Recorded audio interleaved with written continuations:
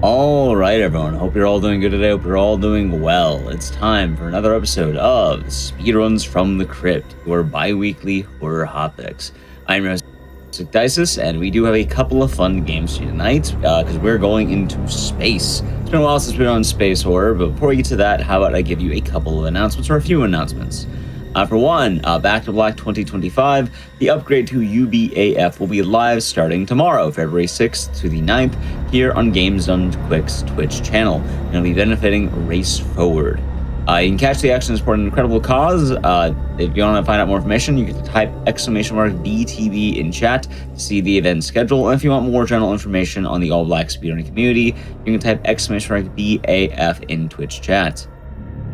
As well, GDQ is currently hiring. If you're interested in becoming an event host, our event volunteer coordinator, go to gamesdonequick.com/jobs and apply before February 17th. And we do have our official GDQ Discord where we have a hotfix role. You can find more information on events, talk with staff, and more. Use !Discord and Twitch for more information. Alrighty, so today we're doing a couple of games about space, as I was saying. It's kind of been a while since we've gone there, and while, you know, I think we have had some space runs on the show before, I decided to pick a couple that we have one where we haven't seen in quite a while, and I know a lot's changed about the route, and one I don't think we've ever seen on the show. So we have a couple of fun games, which we'll be seeing in a moment. Anyway, to start things off from me diving into a game you might not remember entirely, but I assure you we'll have some pretty awesome speed tech. It's going to be the Callisto Protocol 90% with SharkHat87. Take it away. All right, well, hello everybody. I am SharkHat87, and we are going to be doing Callisto 90%. A lot of cool stuff to explain right at the beginning, but we'll get right into that when the run starts. Topher, you want to introduce yourself as well? Yeah, my name is Topher. We're Topher Cakes. I am the 101% world record holder of this game, and that's it. Yeah, don't fact check that. So that's all from me. I got nothing else to say. All right, cool. Well, we're gonna get set up here. We do load from a save file, so I'm gonna go ahead and do that, and then time is gonna start once we are able to start moving. So I can give a countdown for that here. So we'll go in 5, 4, 3, 2, 1, go. All right, so first things first, we get this guy to fall out of the sky. That's gonna be important in like 45 seconds. We're gonna come back here. So this is Outbreak. We'll explain a little bit later as well why we're not actually starting at the beginning of the game. There's a whole thing there, but we're gonna go kind of meet this guy, Elias. We're gonna ignore him. We're gonna reload this checkpoint. And the reason for that is when you reload checkpoints in this game, sometimes the collision will be a little bit different upon a reload versus the first time you enter an area. So for whatever reason, reloading that checkpoint is going to remove an invisible wall on top of this mattress. And then we're gonna do something called a stomp launch. Topher, do you wanna explain this trick a little bit while I'm doing it? Yeah, I think generally when you go up to a wall, if you have very, very high FPS and then you stomp, it does push you away from the wall at very, very high speeds. This is like an FPS dependent trick, so you need like about 120 on the spot to be able to get this correctly. But it also is impacted by your running cycle, and I think you can like time it with Jacob's head bobs here. So you want to get the angle right, stomp, and then you'll be caught by a piece of collision just down the little hallway here, and then that'll get you out of bounds. It is a bit silly, but yeah. Yeah. Wait, am I crazy? Why is he not?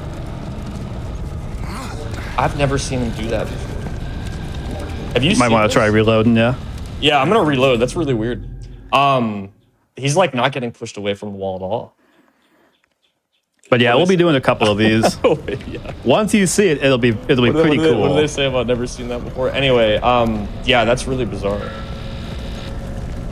But yeah, the thing is that you might be disgruntled, not you, Shark, but the audience might be like, well, what's going on here? This is taking so long. Once Shark gets this, it basically skips the entire first chapter of the game. So, you know, easy with us, you know? There we go. Okay. I've literally never seen that before. So basically, like Topher said, so you go up to certain walls and you stomp, right? And there we go. Okay, almost. Okay, it's a little finicky, but now we're actually getting launched. This is what we expect. There is certain collision in the game where you stomp like that and he doesn't recoil at all. Because normally what's supposed to happen is when you stomp, the game pushes you away a little bit. Some collision does that, where it kind of launches you away. We don't really know why exactly. And some collision, your foot just kind of goes through it and nothing happens. And I was kind of getting that on the wall, which I guess can happen. Very weird. So another big thing, important thing about this speedrun is the level loads in based on where the camera is. So what I'm doing here is I'm running backwards, and we start to fall a little bit when the level unloads, and then when the camera gets a little bit lower, the level loads back in. So basically, we just want to make sure with stuff like this, we know where to put the camera, because again, the level loads based on where the camera position is, not the main character. Yeah, and there'll be a trick later on that combines both of them, both the stomp launch and the camera positioning, and there's 2 of those in the run. I think you're just doing one of them, but those are the doozies of the tricks. So looking forward to when we get to that one. Yeah, so that was, we skipped pretty much all of the first level here. We did get the stun baton from watching that cutscene, which is really important. We could just progress and beat the level, but without a stun baton, without any kind of melee weapon at all, because there's another one you can get, you actually do soft lock in, well, the second level, actually. Like the second room of the next level, you just cannot progress. But this works out too, because you also can get a crowbar, but it's not quite as good. And yeah, that's going to be pretty much Outbreak, the first level here. The enemies are cooperating here so far. They can kind of hit you. Ideally, we just don't want them to follow us too close, because there's certain buttons like this. They'll say blocked. There's an enemy near you. Okay, so I want to explain a little bit about the next chapter, because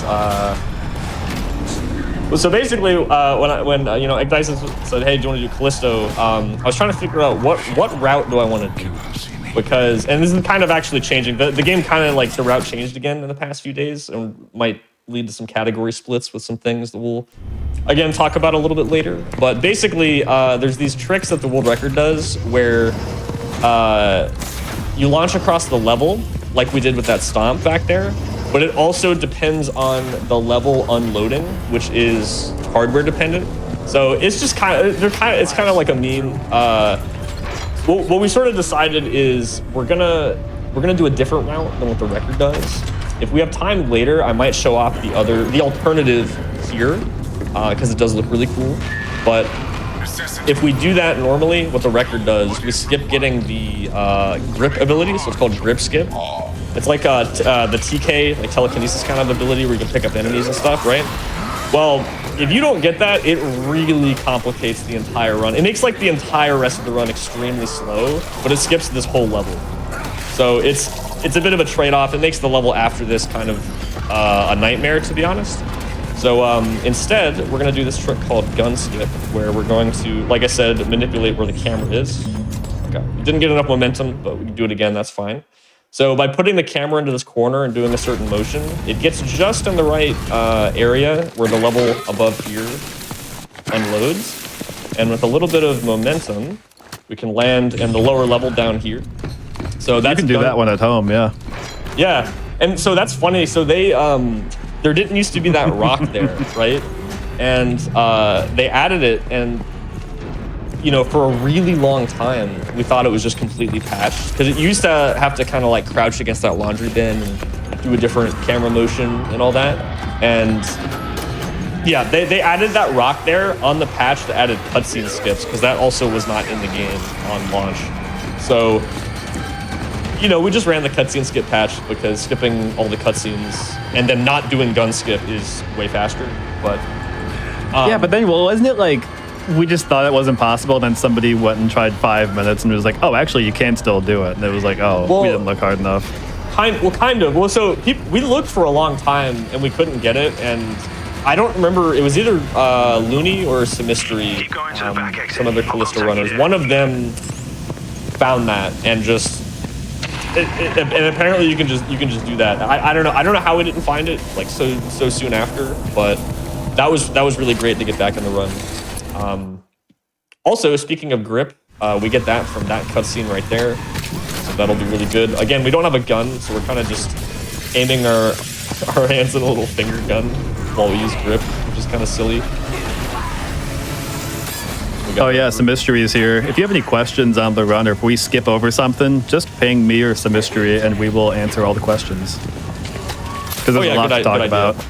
Oh, you're doing fuse duping, or is that in Habitat? That'll be later. We're gonna. Okay. Yeah. We'll get some fuse Habitat. Yeah. Okay.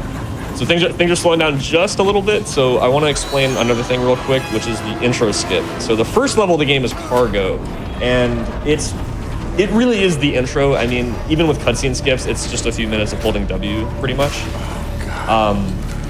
The main reason that we start an Outbreak instead of Cargo is because when the game launched and we started running it, like I said, there were no cutscene skips. So and I might be getting the math wrong, but it's something like 12 or 13 out of the 15 or so minutes of the intro is cutscene. So you can kind of understand why we didn't want to do that.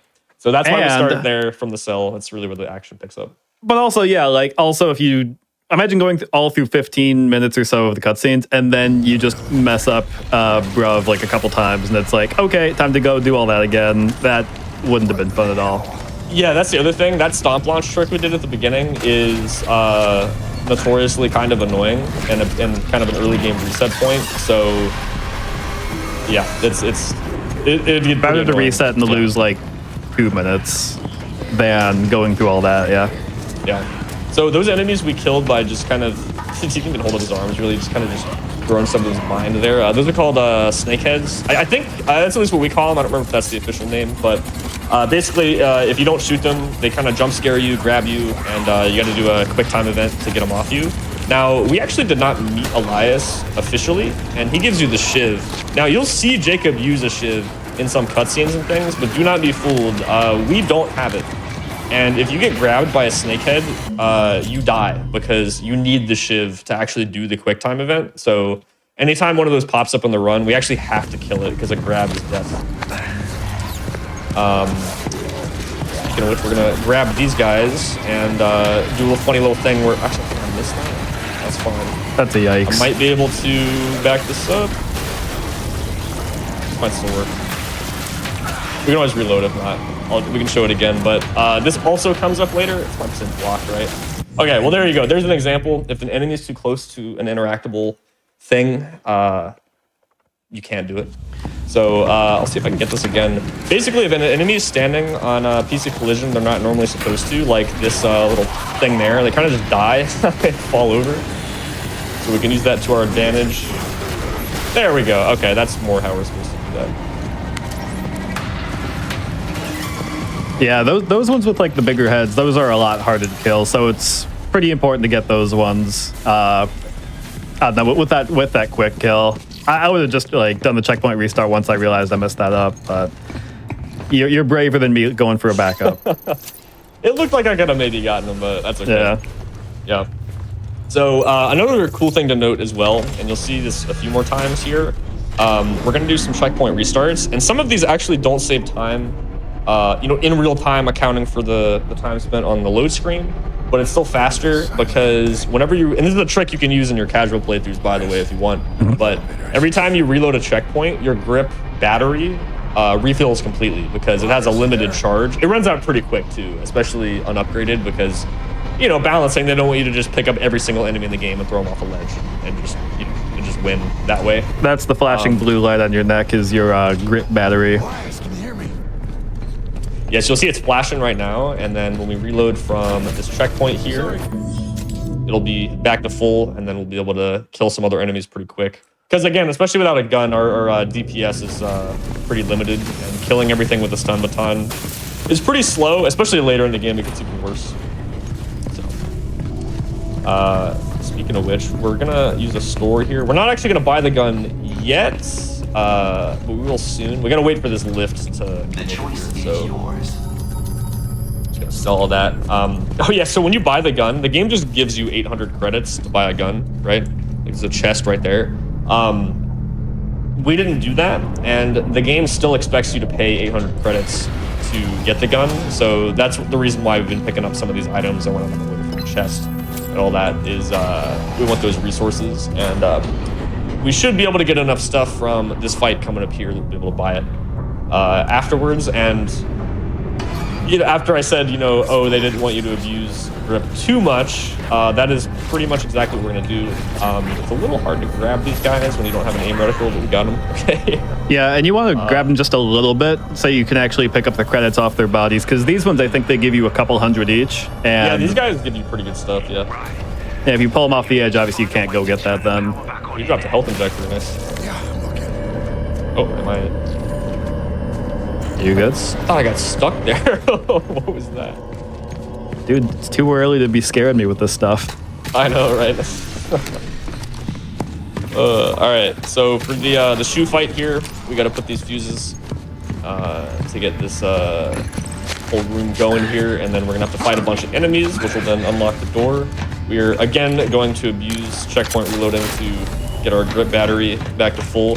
We really want to kill every enemy in the room with grip, and this is sort of a demonstration or a tutorial, I guess, for the player for, hey, you know, if there's big hazards that look like they could kill you, throw the enemies into it. Oh, they literally give you the hint there. I forgot about that. Yeah, it is. Exactly, yeah. Cool. And they actually give you some grip batteries here. There's another consumable, which will just refill the grip. Are you going to go for the grip upgrades, or do you think you're going to have enough in the store when you get there? Oh, yeah, I'm not going to get the grip upgrade. We'll be good. I realized after doing enough runs with grip skip that you can, like, I feel like I got better at managing the battery, you know what I mean? It's not like not super necessary, but yeah, I think we'll be good. Yeah, that I know when you point, though. Oh, no, when you're doing practice runs, I was like lurking a bit, and I was seeing Looney messaging about like, dude, you're not using grip at all. Like, you were just not taking advantage of like using it and going faster. I was like, okay, well, we'll see. Yeah, no, I think we'll be okay. I mean, at the very least, we're not gonna get stuck anywhere. Like in well, and we'll get to it later too. But there's some areas like the level below, for example, where there's just a ridiculous amount of enemies. And I think the older strats used to be. And I mean, if you do have grip, you can throw some of them out of the way, but you can run past them all if they decide to be nice to you. But it depends. The enemies are notoriously very aggressive and annoying in this game, though, so they don't always like to be that nice. Yeah, and you know when you get the riot officer one that you're near the end of this sequence here. Trying to see if I can knock him in. My grip ran out like right as epic. Yeah, right as I was about to throw the last. Oh, I guess well, that's fine. Well, we can probably save that grip battery, use it for later.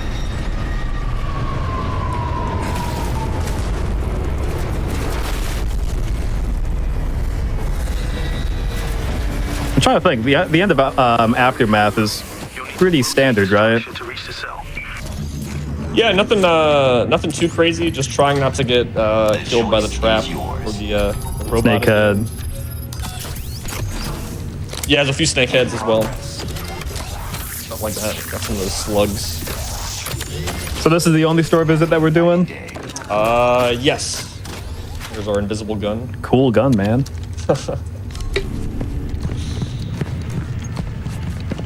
All right.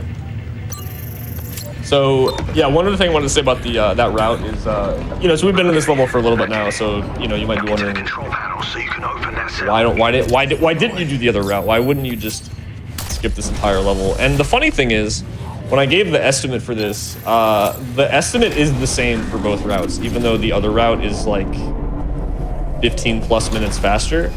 And it's just because there's the two tricks you got to do where you launch across the level like that are again dependent on load speeds, and they're just extremely inconsistent. Basically, like there's no telling how fast you're gonna get it. You can get it first try, you could sit there for 10 minutes and not get it. So it's, yeah, I tried a few runs with that route too, but yeah, it's not, yeah, because like when you're trying to, you know, PB with that route, if something doesn't go right, you just start over. You know, you just reset. But I don't know. It's a pretty rough route to do a no reset with. I mean, it's possible I could have gotten underestimate, but this is a lot more reasonable. Plus, also, I do think this has a bigger variety of tricks as well. So that's kind of why those are sort of the reasons we decided to go with this route instead. But like I said, we'll see if we have any extra time at the end. I could maybe show that, but we'll see how this goes. Yeah, and you don't realize it, but like so much of the, I mean, maybe you do, but like so much of the combat you can avoid just by throwing the enemies off the edge there. It was hitting me there. I was like, damn, we skip all of this. We just throw them off the edge there. Yep. And if you didn't have a grip, you'd have to like, you know, take the baton and, you know, whack all of them, and that would, yeah. You know. Oh, did you see the run I did yesterday where I was I had to do that hallway in Habitat with only the baton, and it's like at the point where they transform. Oh, I think I had horrible. it on mute, but yeah. It was horrible. Yeah, so while we're going through this section, I want to briefly talk about the other big development that happened in this game recently, which is something similar to Silent Hill 2 Remake, their unrestricted category, for anyone that's familiar with it. It's not exactly the same, but, and this is going to sound kind of silly. It is a little silly, and that's why I mentioned that we might have some category splits. But if you limit the number of cores your CPU is using while playing the game, you can cause certain things to unload, and using those deloads, you can you know, get out of bounds, get past certain barriers, things like that. So we're kind of messing around with it for fun, just to see if it would work, and found a bunch of skips with it. So we may possibly add a category with that just for fun, just to see, you know, what that would be like. And it's just one of those funny things where I don't think we've really mentioned it yet, but as you can kind of tell by me mentioning like the load dependent tricks and things like that, we like to refer to this run as being cursed, just in the sense of there's just always some kind of like hardware meme or I don't know, it's kind of hard to like really summarize, but there's just a lot of really weird things that came up like that while trying to route this game. Plus the performance wasn't really that great on launch either. So that kind of made things worse. But Yeah, like that first skip, grub skip, you need like 120 FPS to be able to do that.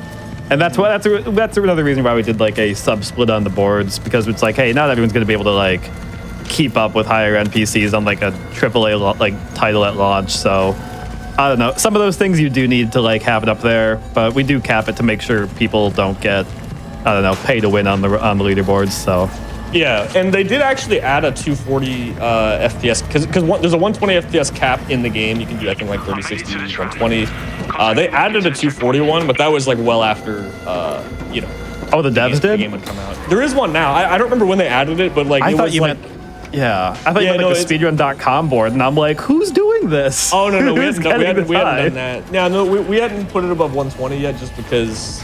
I mean, like you said, some people can't, like, struggle to even get 120 on Bruz and stuff like that. That would be funny though. Yeah. Yeah, for anyone wondering though, the FPS, one of the biggest thing would probably be just whenever you do those stomp launches, you do go faster. I don't know, maybe someday if our computers can all handle it, maybe we can do 240. I'm pretty sure it does make grub skip easier too. Well, I think at some point though, you kind of launch over the thing that catches you. I think Radish had that when he was testing it, because he has like a beast of a PC. He's on he was probably doing like 500 or something silly, I bet. Yeah, what was it? SLI 5090. Oh no, you're dead. Okay, we're good. Oh wait, I do want to show this though. Okay, so he got in my way, but if you go to the left corner here against the wall and mash interact, you can actually clip through this thing and get in, which is a little faster usually if the guy doesn't troll. Sim also says lost skip is also free at 200. That was close. No. Oh, the thing is if you die there, you have to go shimmy through like 2 more hallways, and it's like that would put Shark over estimate. Yeah, right. No, but I mean, you do have to spend like 45 seconds or so going back through that shimmy. Is there anything else you haven't told me? But yeah, that's Aftermath. We're going into Habitat now. Definitely, probably the most diverse level in terms of like my favorite chapter. It's good, yeah. It's also kind of the worst if you're doing the world record route, although with the metronome, we'll see. Yeah, this is the other level that has a trick where you get stuck in some collision where you get stuck is based on, your load speeds and everything. And then, I don't know if we explained how they work, but these like flick launches, I guess we could call them. So you have to move the camera, which unloads the level, then move the camera back, which will load the level back in. But again, the exact timing of the unload and the load is a bit hardware dependent and FPS dependent. So then you get stuck. Then what you do is you stomp, and then you flick the camera so that you get the stomp off while the level is unloading. And that gives you a ton of speed. Now we are gonna do a trick kind of like that, but it's not as bad because getting stuck is a little better. And there's a huge area you can land. So there's like a wide variety of launches you can get and still make it. And it also deloads kind of like on a timer, not with having to flick the mouse. So yeah, even then it's kind of annoying still. Yeah. One of the gimmicks of the trick that you're skipping is that like the timing of when you deload the level around you determines the angle at which you get launched out. So we've used metronomes to be able to like time when you do the stomp to when you flick the camera down to like try and find the like, because up and down, like with the one that Shark's doing, like you said, there's a huge area you can get caught. But for this one, like there is like a certain height that's like you do not want to go too high because you'll miss the area completely. Too low, you won't catch it. And there's like also some of those hazards in the terrain that will kill you instantly. So you have to be, I don't know. It was pretty fun to learn that stuff. Like when you get that for the first time, there's just like a big rush. Oh, you definitely. It is very fun just launching across the level and you see the little checkpoint icon pop up. That's just dopamine right there. Feels like a cigarette. I don't know, but I don't either. I imagine it would feel like that. Oh yeah, so we just did a trick called sewer skip. So again, camera goes into the wall. We actually used the box there to climb up and stand on a little invisible wall to get a little bit closer. But yeah, that deloads, gets us down here. I actually picked up those 2 fuses, and the game does not get rid of fuses in between levels. So if you just keep them, you can use them later, and that is exactly what we're gonna do. So now we're gonna do a trick called skip and slide, because we're gonna skip to the slip and slide area, and we're gonna need the help of this enemy actually. Where am I going? He says. Did they add this whole section here just to like trick you to be like, there's nothing back here actually? There's like a log, it's like a text or okay. audio log, I think, but yeah, it is like just a little optional area. So Shark's we're gonna go and grab him, and we're actually just gonna bounce off his head like that, which gives us just enough height. You actually cannot get around there, unfortunately, without him.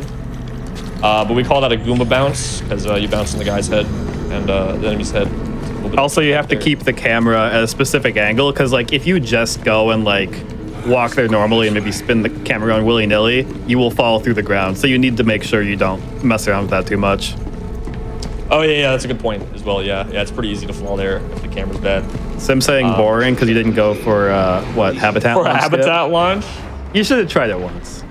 I actually don't even know that version. I only know the world record version. Wait, what's that? In the other spot. Have you seen the other one? I don't know. So you do it in the fuse room, like where like the sewage area kind of is. Oh, I think so. You like you don't even get the fuses. You like land on the pipe and then you drop down there and then you do it. I thought that was the aftermath one. Is that? Or I thought that was grip skip. It's kind of like that, but there's a different one there, like in that fuse room. Okay. It's honestly worse than the old habitat launch. It's like way worse. And it really sucks too because there's no checkpoint, so it's like 2.5 minutes for each attempt. You got to climb down all those ladders every time. Oh, Sim said boing, not boring. Oh yeah. Oh wait, I gotta not die here. I'm like so famously negative. Oh, I died. Oh, come on, man. I'm like famously bad. I'm pretty sure this is the same every time, but if it is, I have not memorized it yet. I just... Mods, can we change the estimate to 1:40? wait. No, don't do it, though. Also, in the future, we're going to have circular saws. Why are you trying to do this? I thought I could get around them. In the future, we're going to have, like, circular saws in our sewers. No, actually, it's we want to be on low health for this section, so I'm actually just, Wait, for what? I'm just getting ready for that. I'm just rolling. Okay, I'm like, I missed more than I thought. this is one of those sections where like I truly don't do like the same. I don't have like a memorized path. I kind of just vibes. And I thought you could go left around that one, but I guess you cannot. Shark, you were a master at dying in this auto scroller. We only died one time. It's not that bad. All right, so this hallway coming up is fortunately for us not going to be that bad. Yeah, yesterday I did a run where I tried to get through this section without grip, and let me tell you, it was not fun. So we skipped an area, this tutorial on enemies that transform. So if you deal enough damage to pretty much any enemy from this point on, they'll have these tentacles that sprout out of their chest, and if you shoot the tentacles, they die in one hit. But if you fail to do that within a certain amount of time, they will transform, basically regen all their health and get stronger, and deal way more damage. So what we want to do is, if we throw them against a wall, they'll actually transform right away. Okay, he kind of wasn't facing me there. There we go. Did you know if you throw me against a wall, tentacles come out of my chest? I did not know that. Oh. Next GDQ. There I'll we show go. you. Okay, sounds good. Okay, so those guys were trolling a little bit, but we got them. So now we're gonna do O2 skip, or also oxygen processing skip. No one calls it O2 skip. This is a fun one, though. Wait, what do you call it? It's oxygen processing skip. That's just a lot of syllables. I don't know. I'm just trying to fill some airtime. But this is also nice. This is also like an FPS dependent thing, because if your FPS isn't high enough, you can't get over that little bump there. Yeah, I didn't see if it dipped there, if my movement was just bad, but we'll try it again here. But yeah, the idea is we want to get back into this room after calling the lift down. Wasn't that something?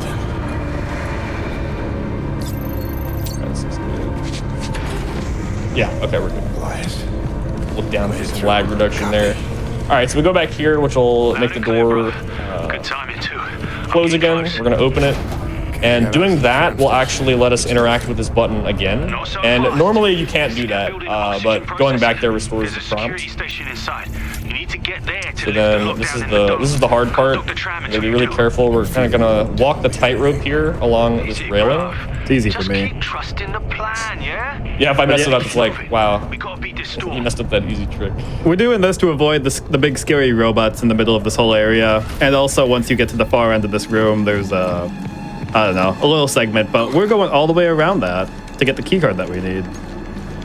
Yeah, it's pretty convenient from this out of bounds on the left side here. We can just drop in and grab that. If you could actually get around the right side of this dome, I'm pretty sure you could just skip straight down to the lower area, like basically the end of the level.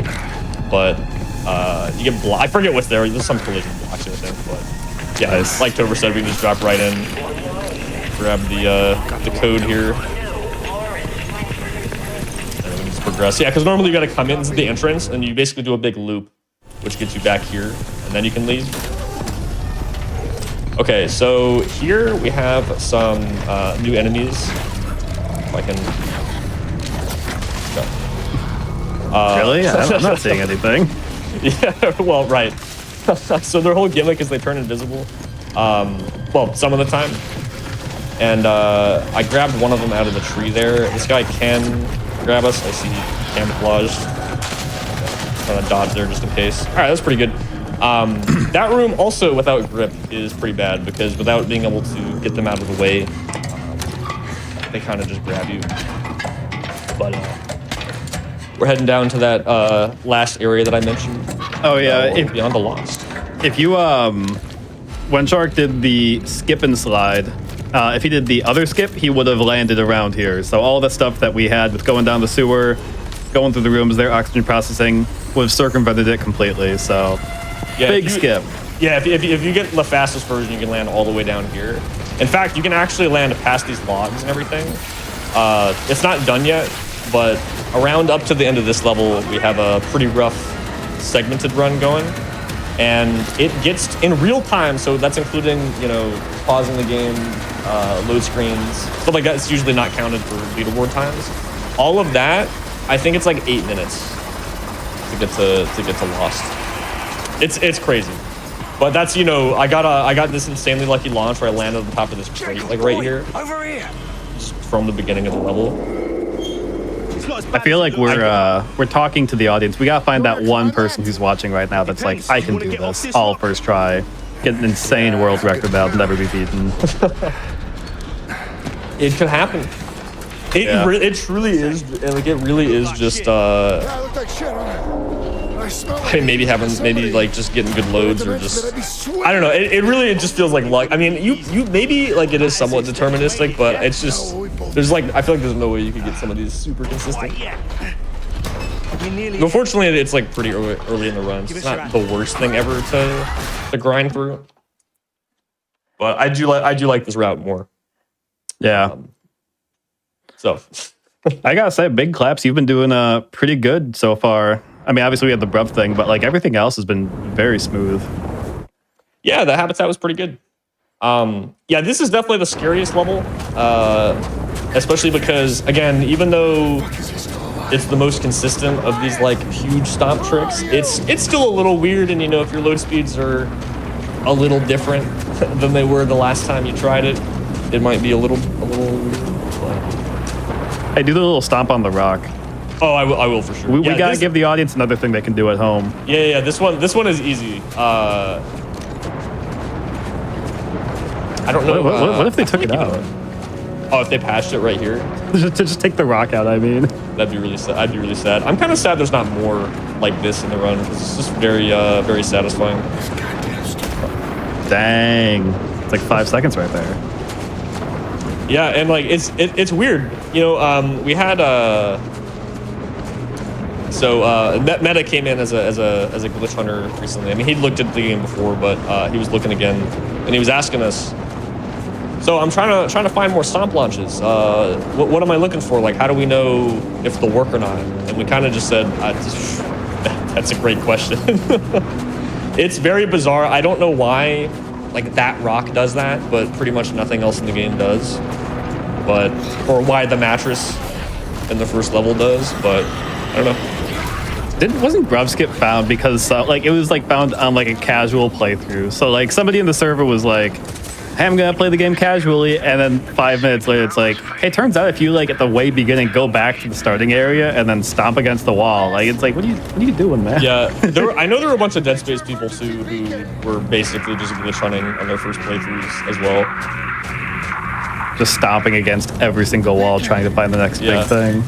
Yeah, I mean, hey, you know, this is not a Dead Space game. It's kind of similar in some ways, but I don't know. It's like, you know, okay, this shimmy is, I love this. Yeah, there we go. Okay, it just sometimes, and I'm sure some of you have had this happen just casually, it just doesn't let you get in the shimmy there, and you kind of like go back and forth until it lets you. But oh yeah, so Elias, Rip Elias, he's not doing too well. We haven't said anything about the story. I don't know if they care at all. I don't know. Do you guys? Type 1 if you want to know what's going on. Oh, another small thing there. You'll see it a little bit later too. But if you walk forward into like a ledge where you drop off, he does this animation that's pretty scripted. But if you run sideways, you can avoid that. So we do it there, for example, to just kind of fall right into the cutscene instead of having to like drop down. But we got some. I see a 2, a couple 2s. Oh my goodness. Okay, we got a few 1s though. Okay, so basically we are on a prison in space. We were delivering some cargo. It's sort of a. They kind of go. It's like a plot twist and like kind of like reverse plot twist almost. It's, you know, we're delivering cargo, and then, you know, we get arrested, and then we get accused of delivering this bioweapon secretly that is causing everybody to turn into these, you know, zombies. And then it turns out at the end of this level, oh, actually that we weren't doing any, you know, we didn't have any suspicious cargo. And then by the end of the game, it's like, well, actually we did, but that's okay. Dude, everyone that typed 1, you asked for this amazing retelling. I don't know if I could do any better. Right. We're in charge of cargo ship. We had something on it. It crashed. We got accused, and now we're, you know, we're being a good guy. You know, we're gonna set the record straight. Yeah. or something. Real quick before we continue that, we can end it. We can end it right there. In-depth plot analysis. So right here, we're trying to do something called an inventory hover. So if you fall and you land on a piece of collision that you can't stand on, you'll kind of just slide off of it, and you'll stay in the falling animation until you hit the ground. But if you open up the inventory before that happens, it'll actually cancel out all of your vertical momentum, but not your horizontal momentum. So you can just kind of hover through the air. So we're gonna do a couple of those here to get out of bounds and get past some kill planes before we make our way over to the main area here. Okay, nice. And then, yeah, from here, once we're past the kill planes, we're just going to be making our way over to the spot where we're going to attempt the big skip, the launch. But yeah, okay, well, we don't need to go over the whole plot. The point of this chapter is we were trying to escape with Elias. He's a fellow inmate, and he dies. His suit gets punctured, and he can't survive in the atmosphere and the cold out here. There's this other character, Danny, who, as far as we know, is a terrorist with this organization called the Outer Way. But she actually thinks that, like, so we think that she released the bioweapon, but then she actually thinks that we did instead, that it was on our cargo. So, yeah, okay. You know what? I got something to say. Yeah, what's up? Oh, you know what? Oh my. You know. Wait, wait, are we back in bounds now? Yeah, I gotta go back over here. Hold on, you can explain. I'll focus on where I'm. All right, let me do my little stand-up routine. Yeah. You want to know why it's called bruv skip? Is because Elias says bruv a lot because is that an Australian thing or I don't know, but he says it a lot. But we skip talking to him, so it's called bruv skip. Here's another one. It's a British thing, I think. Oh, it's British thing? Okay. Yeah, he's British, yeah. Here's another thing. There's a trick that we're not going to do called bangers because I think we do it right when a song starts and it's a banger.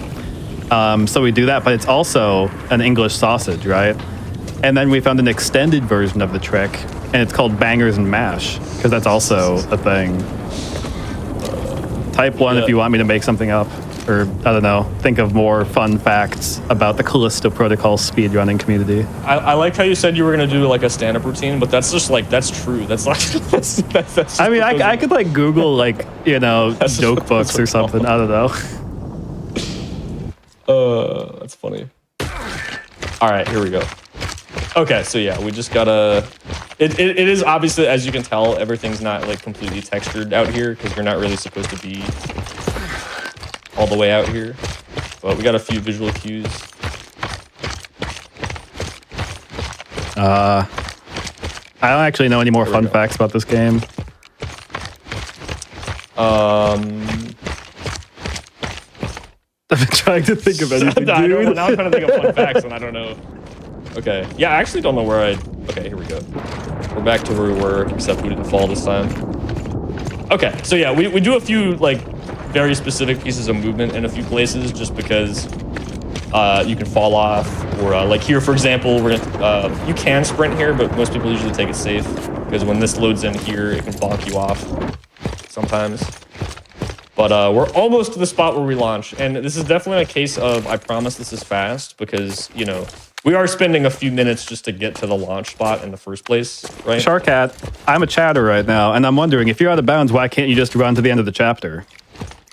That is that's a good question, actually. Well, so basically, the short answer is, even though the end of the level is loaded, and there's a huge, flat part that we can walk on, there's a huge part in between that just doesn't have collision, and if you try to walk all the way there, the level just unloads and you fall. So that's why we got to do a stomp launch here, because we need to cross that huge gap. And the timed stomp launch that you have to whip the camera down to get yourself out of the collision as you're getting launched. Yeah, so here we go. We're going to do our lineup and hope we get stuck. Why is everyone talking? That can just happen. Does the ray gun spawn out here? The ray gun. Is that COD Zombies thing? I don't know. Oh, probably actually. Do you know where you are? Because I'm lost. Yes, yeah, this just puts you right back here, and you can go back up. Yeah, so sometimes, and again, I think it's a little bit load dependent. Sometimes it can just kind of do that. I like how you said, like, we're right here, and everything looks the exact same. I'm like, this isn't helpful. Right. Okay, right. wait, Well, now I'm yeah. good. Now I'm good. Yeah, yeah.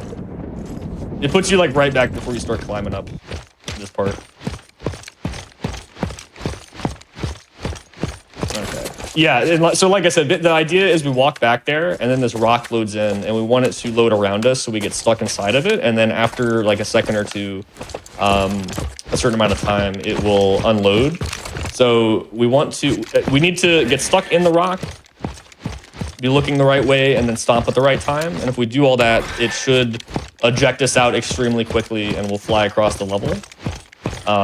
Like I said, this is why this is the scariest part of this route, just because, again, anything that's going to be a little bit load dependent, it's never going to be 100% reliable.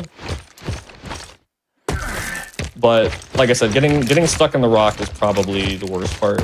I think, at least for me, it is usually.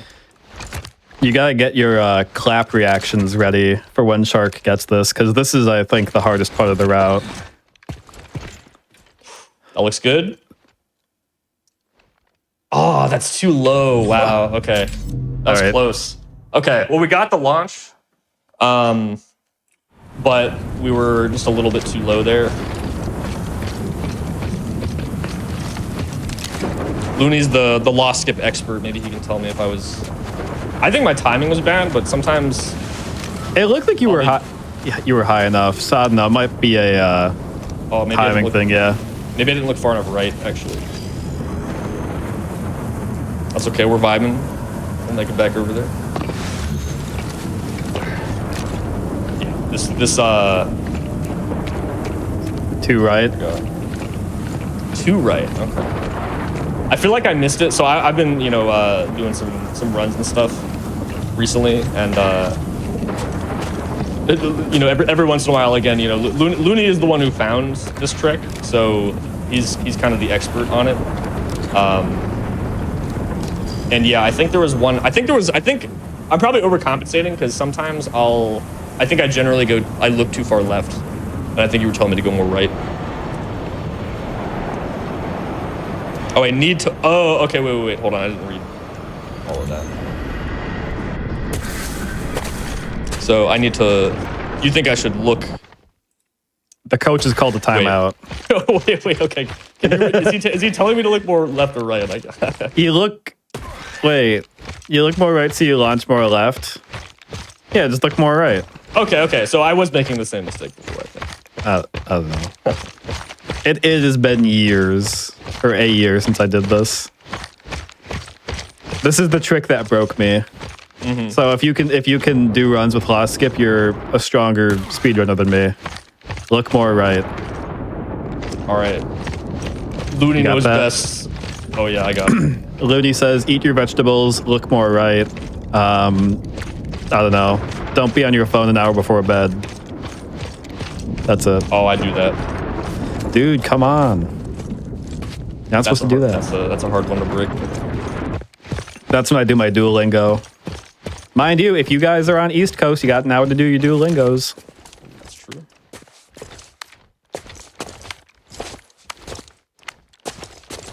Not being the allegations that Callisto runners can't reverse. What's reverse parallel park? That's just parallel parking. I don't know what they're doing down there in Australia, but I only learned how to parallel park one way. Okay, here we go. We're almost back up.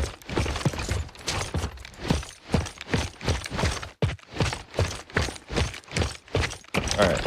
Yeah, so we'll try that again. Because now that I think about it, that did look like pretty good speed, I think. So I think the speed was really good, yeah. Yeah.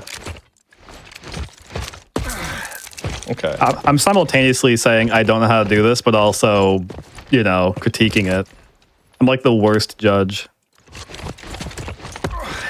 Oh, nice. Okay. The rock didn't load in. Again, the rock is the worst part.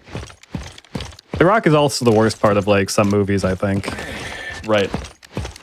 Have you guys seen that new Christmas one with him and Ryan Reynolds? Because I haven't. I did. I wanted to see it, but my wife didn't want to watch. That's too bad. You'll have to convince her. Is it good? No. Never mind. If you like watching The Rock be in movies, then I think you would enjoy it. I think the first one I remember watching with him in it was the one where he's a football player and he has that one, like, you know, daughter that's like a princess or something. The Rock shot me out. Okay. Oh my god. So I don't want to only blame it on hardware, but it is a little different than before. So that is what I'm going to blame it on. Hey, we said this run was cursed, so this is kind of just what we expected. Once we do this, the curse is broken, yeah. That is true, yeah. There's nothing like this after this point in the run. It's all fun stuff. That's true. Oh, okay. That was me. I spelled. Yeah, so I don't know if I explained that particular bit of movement, but there's this little like crease in the mountain. You kind of gotta hug it as close to the top as possible there. Oh, it wasn't the Tooth Fairy. One sec, I'm Googling this.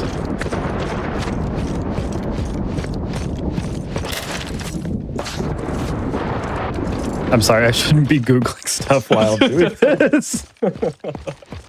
Wait, what? No. The Rock movies, football, daughter, the game plan, 2007. There you go. There we go. Any other questions? That's like the only movie I remember. Fourth time the charm. I think that's whatever we're counting. I think that's the only Rock related questions I had left. That was the one Rock question that was burning the back of your head. Yeah. All right. Red one is the new one. Yes. Yeah, that's right. Okay. All right. Let's try this again. Let's see if the Rock decides to be nice to us. Okay, that was almost good. It did another weird thing where it kind of, I got stuck, but it decided to push me up instead, which is cool. That was almost it though. If it like kept us in place, that's what we want. But this is actually fine. If you don't get the launch, like if you fail this but you don't actually get a launch, that's actually good because then you can just climb back up here. Because once you launch out into the void, there's no way to get back up here besides climb all the way back up. Yeah. I don't even think I've ever done that. It's like once you're launched, it's like, okay, I'm getting out of bounds again, doing this all over. Mind you, this trick, like if you get it first try, is like 15 minutes of time save. Oh, it's huge, yeah. Yeah, it's massive. Ooh, that was a really slow launch, I think. Wait. Ah, I got baited. I got baited. It laughed at you. Yeah, well, at least we got a launch that time.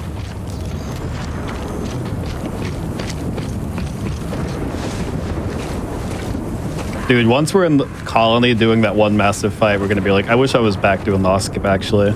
I don't know if I'm...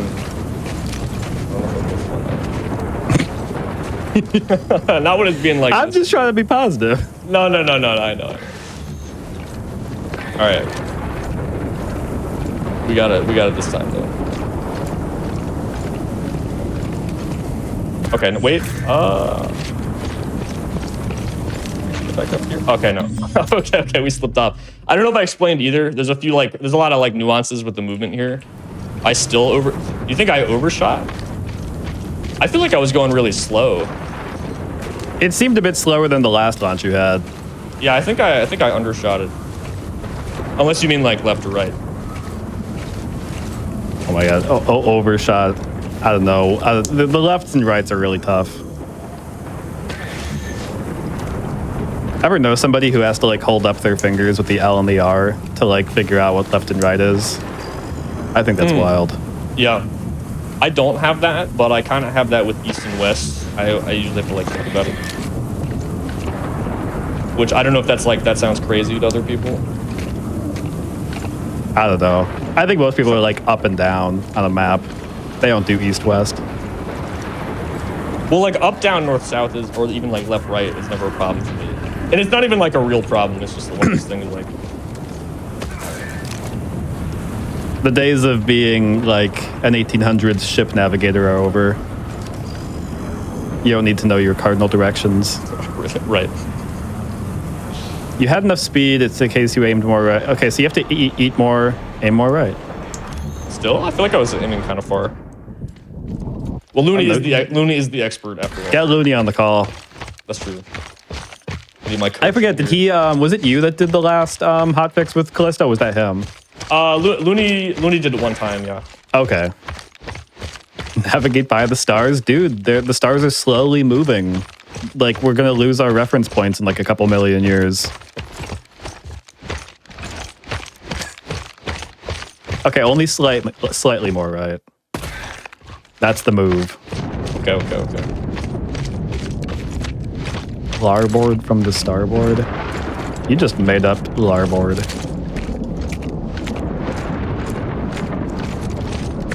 I don't know. Anybody have any more rock facts? I think we can milk that one a little bit more. Just talking about the rock. We'll get back to the rock.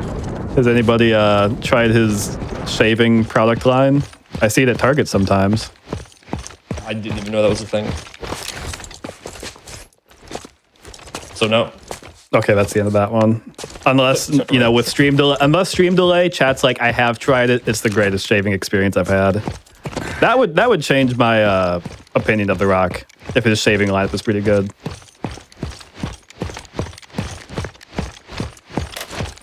Okay, let's read some fun facts. Larboard is a real word meaning port. Thank you, Final Fantasy. Okay, I haven't played Final Fantasy 14.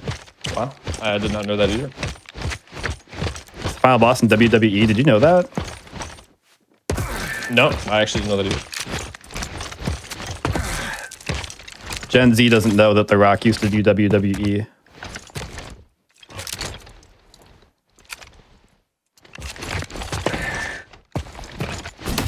Oh, that was the slowest launch ever. That's unfortunate.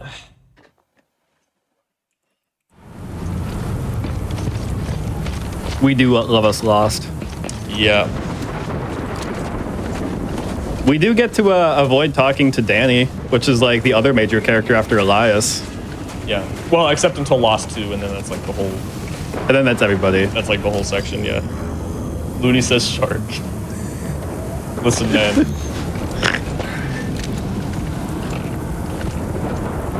That would have had a good chance. You didn't stick with it. You didn't stick with it. Really? That was like, I barely went anywhere there. That was super slow. I was like, I don't know better than you, but I feel like I would have let that launch go for like 2 more seconds. Yeah. I guess. I don't know. I'm pressing X to doubt on that one, but maybe that won't work. Type X in chat if you doubt Looney on that one. I think I'm with Sharkhat on this one. Dude, I love stirring the pot. I get in trouble at work sometimes. Do you? In the work chat? Yeah. Dude, I started a Discord group chat with my coworkers, and like I was in a meeting and my boss is literally posting dumb memes in there while we're in the same meeting, and I'm like, dude, I know you're not paying attention right now. I don't think everyone's usually paying attention in work meetings. Listen, listen to the people in my chat. One of you has to be a manager. If you have a meeting that goes after an hour, I'm not listening. I'm not paying attention. It's tough. Like 45 minutes. There has to be a defined itinerary on the Outlook invite. If it goes longer than that, or if people talk about random stuff, I'm out. You know, I can't do it. All right, we're almost back. Big. Wow, yeah, this is you know, this is just a real Callisto moment. Every other time I have done this trick in the past week, it has worked like second try. So this is pretty insane. But you know, we wouldn't have gotten to talk about so many rock facts if we weren't still here. I don't even think we didn't even get any rock facts except that somewhere in Australia there's a lot of sandstone. I think that's it. Oh, there you go. Classic Callisto marathon luck. Yeah, so Looney was joking with me because he had a hardware meme as well when he ran this, but it was an outbreak instead. So I also, well, to be fair, I also did get memed on an Outbreak. I've still never seen that stomp thing happen before. I was very confused there. Yeah. I think the game is just not being very nice right now. Maybe That's pretty fast. Maybe. Oh, I barely undershot it again. That's crazy. I don't know why my launches are so slow now. You got like a lost 2 save or something? Yeah, I mean, we could honestly just load. I could load a below save. I might try it one more time, but it is really not cooperating with me right now. I forget. Is this your first time? I commentated for somebody. Did I commentate for you or Looney? Or Callisto? I haven't. This is my first time doing Callisto, I think. Okay. I think I was... Callisto wiped my soul the last time I commentated for Looney. It was like, dude, never again. And then here I am. I don't remember the whole run. What happened? What happened? I don't even remember. I just think there was like a lot of funny memes, and I was like, kind of like smiling. I think I was like physically leaning back in my chair, holding my head. I was like, oh my goodness. Okay, this is, yeah. Let's we're gonna have to concede that one to the game there. The game won. What do you think I'm gonna say about that launch? Look more right, maybe. Okay, all we missed was a couple cutscenes, going up an elevator, a cutscene. That's it. Yeah, so we skipped we the Lost 2, which is like right after you land, like Topher said, you just watch a bunch of cutscenes and stuff. I actually didn't check. This might have given me a different weapon, but that's okay. Yeah, so it happens. Now? It happens. What'd you say? Do we have a shotgun now? Oh, we might actually. I'm okay. Thanks. We definitely might. I can see another one. Oh yeah, we tried to escape on a ship, and now the ship got destroyed, and now we are below. That's it. All right. You going for this hover? Yeah, so this is below hover. We do have the shotgun. Might be able to show off some cool glitchless tech with that later then. But so we fall there. Same thing as before. We can get a hover by landing on certain collision. So that gets us over this gap, and then we can try to get out of bounds here. So this whole section we're just climbing down essentially, and so we want to take a little bit of a shortcut here. Is that the skunk gun? That's crazy. Okay. You know why it's called the skunk gun? The skunk gun? No, why? Because it stinks. Stinks. Yeah. It kind of does. I think. From what I remember, I think it actually is like not that. Who's gonna know? All right. Now the real question is, should I show off the new CPU? Since we're getting hardware memed, should we do some hardware memes? We meme the game back. Yeah, should we meme the game back? What do you think? Do you have it all set to go? Is there any downside to it? No, I could do it. Are you sure? Have you ever beaten the game after you did? I don't want you to soft lock yourself. Oh no, I did a run with these tricks yesterday. Oh, okay. Yeah, if I was a loyal VIP in your chat, I would have known that. Right. I have to be like your worst viewer, actually. I don't know about that. I think, I'll say bottom half.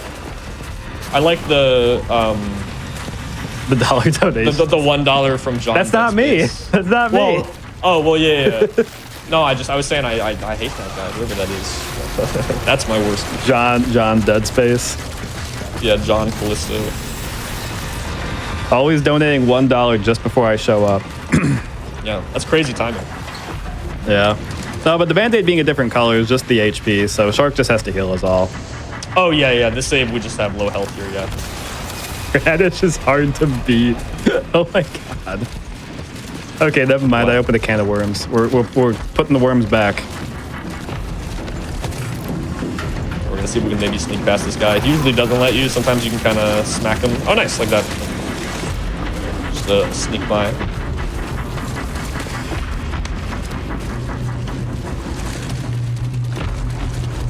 All right, so yeah, we're just gonna keep making our way through here. The goal of this level is to take this drill platform over across a huge gap to get to the end of the level. So we need to get a key card to unlock a door, and then we need to go to a reactor and flip some switches. Now, if we decide to do one of the new tricks here, we're actually gonna skip the reactor. Type 1 for a new trick. I mean, I wasn't originally planning on doing it, but honestly, reactor area sucks. I feel like it'd be cool to show it off. Yeah. Reactor area is like, dude, they do not care. They will smack you. They will ruin your day. Yeah, the strat for a lot of those rooms is to try to just run past 10 or 15 of these guys at once and just hope they don't hit you. So if that sounds like... Yeah. But yeah. So I guess I'll go ahead and explain a little bit more what we're going to be doing then. So again, I want to preface this by saying that we have not made any official rules or new categories or like leaderboard decisions. Oh, man. But it's looking like we probably will have a category for it at least, just because it seems like some of the other runners want to do it. But it probably will be like a separate category, you know, not in all of them. But the idea is again similar to kind of how they do it in Silent Hill 2. Oh, that's crazy! I got a sneak kill on him trying to open the door. I don't think I've ever gotten a sneak kill. Wait, like ever? I don't think so. I thought you were gonna say like that one specifically, but you just mean like. Yes, I haven't played the game in like a year and a half, but I do remember all the kills I've gotten on that be there. And that's not one of them. Not that one. Oh, is this where we do the meme? The CPU core meme? Just a little bit. We're gonna get past the door with the key card first. Oh, I did try to find a skip for the key card. Kind of what I mean. So you can grip some of these guys, but it depends on how much battery you have. And oh, I am out. Okay. That's okay. We're just we want to just run past them. If you get lucky, they won't grab you or whatever. But this is what it's like when you open up a pack of gum in class and everybody wants some. Everybody wants one. Or like with mints. Yeah. Dude, Mentos on top. I haven't had those in a long time though. Okay. Oh yeah, they are still chasing us. So the idea here is we actually could reload the checkpoint there to despawn some of them, but it would actually be worse because it spawns some other ones back in. So we want them to all be following us into that room there, and we're gonna try to again run past them, and then hopefully they'll all be in here and won't be able to block us from using this key card. Oh, here they come. Okay. Oh, they're freaking out. Okay. This is so silly. I don't remember this. Okay, yeah, so, and actually, so we don't get blocked from using the key card, but if you get hit while you're using it, again, the animation will cancel it. So when you reload the checkpoints around here, it'll spawn a bunch of enemies, like right here. So you can see they are making their way over to us. It's not super close, but they do start approaching us, but... All right, so yeah, we're gonna do reactor skip here. So like I said, we named it. Oh wow, they actually. I mean, that's just what we've been calling it so far. Yeah. Very straightforward. You skip the reactor. So. I think Linny was right. We need to rename all the skips to be like English food. Oh, but we could probably find something. All right, so right now we are running on only one core on the CPU, which is going to delay loading of further parts of the level. So that includes this huge door right here. And so once we fall out of bounds, after I get bullied a little bit... Oh, dude, he actually killed me. That's crazy. Of course he went for the triple. Okay, this still works on the checkpoints. That's fine. Did you, like, deactivate all the cores, like, 30 seconds ago? Because, like, everything got, like, slow and, like, choppy for a minute there, and I was like, oh my goodness. Ooh, did it mess up the stream at all? I mean, the restream for me, because I'm looking at, you know, the little side stream, but I don't know about Discord. Oh, okay. Maybe you should heal. Oh, I'm going to do that. Okay. I'm the little angel on your shoulder now. They're bullying me.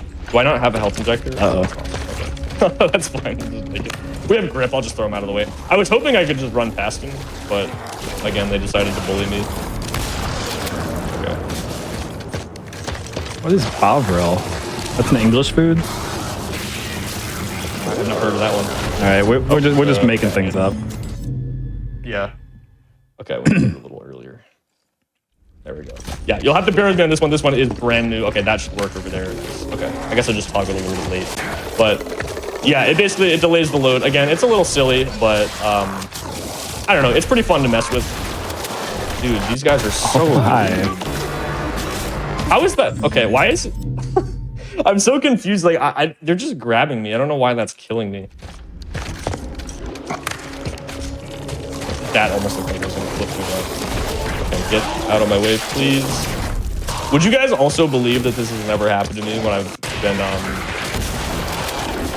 practicing this?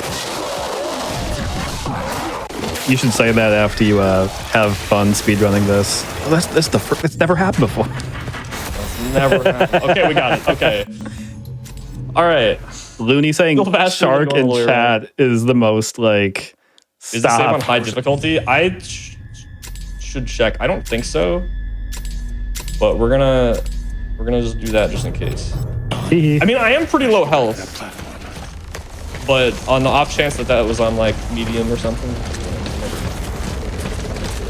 Okay. So the reason that works is getting that checkpoint actually updates the level load. So it treats it as if we actually went through and did the whole reactor area. How about that, chat? New skip. Yeah, pretty epic. That is it. So now that means that we can just go straight to the end of the level. And we get introduced to the greatest enemy in the game. Yeah. Yeah, so if any of you have seen the two-head fights before or ever got frustrated fighting them. My goodness. Okay, there has to be HP on the little cart thing. There is. Let's go. Okay. Yeah, anyway, you'll probably enjoy, honestly, even if you haven't played the game, you'll probably very much enjoy how we take down the boss. But before that, we gotta kill a bunch of enemies. So we're gonna get the drill ride started, which will take us to the end of the level, and then we're gonna get 4 enemies on each side of the platform that we'll have to just pretty much throw off with grip. We're gonna get some health here. Awesome. Nice. Okay, let's go. I do wonder if they anticipated us as like casual players, just like throwing them off the edge. I think so, yeah. They do give you grip batteries here. Oh yeah, you're right. Although I think that just happens if you have grip. But yeah, no, I mean, I think it's a thing. Did I not get almost any grip batteries there? Do I have any? Oh, I have one. Okay. Your inventory is massive. I think this is still oh yeah, no, it becomes that size once you get the lost. Sure. Like where the enemy's coming from. Listen, it's kind of like sometimes in the cold weather you gotta check under your car for little raccoons or something. Is that a thing?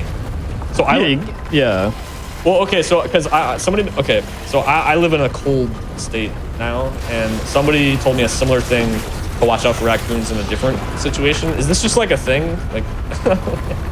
Wait, what's the situation? Oh, I think it was like, don't throw your trash out late at night because there could be raccoons. Dude, I had a raccoon in my trash at my apartment, and like, there you go.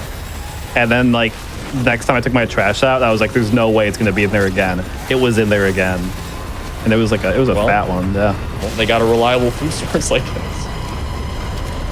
Speaking of random wild animals, type 1 if you want to hear about the mice that my cats have found. Dude. I was at a concert and my wife's sending me videos because there was like a mouse that like one of the cats found and like brought to the bedroom and was like harassing, and I'm like, oh my goodness, I can't focus on the music. I wish I was there to keep everyone safe. That's the end of the story, actually. The other one is today. There was I was cooking something, and then the other cat that was useless the first time ran up the stairs from the basement with another mouse, and I felt pretty bad.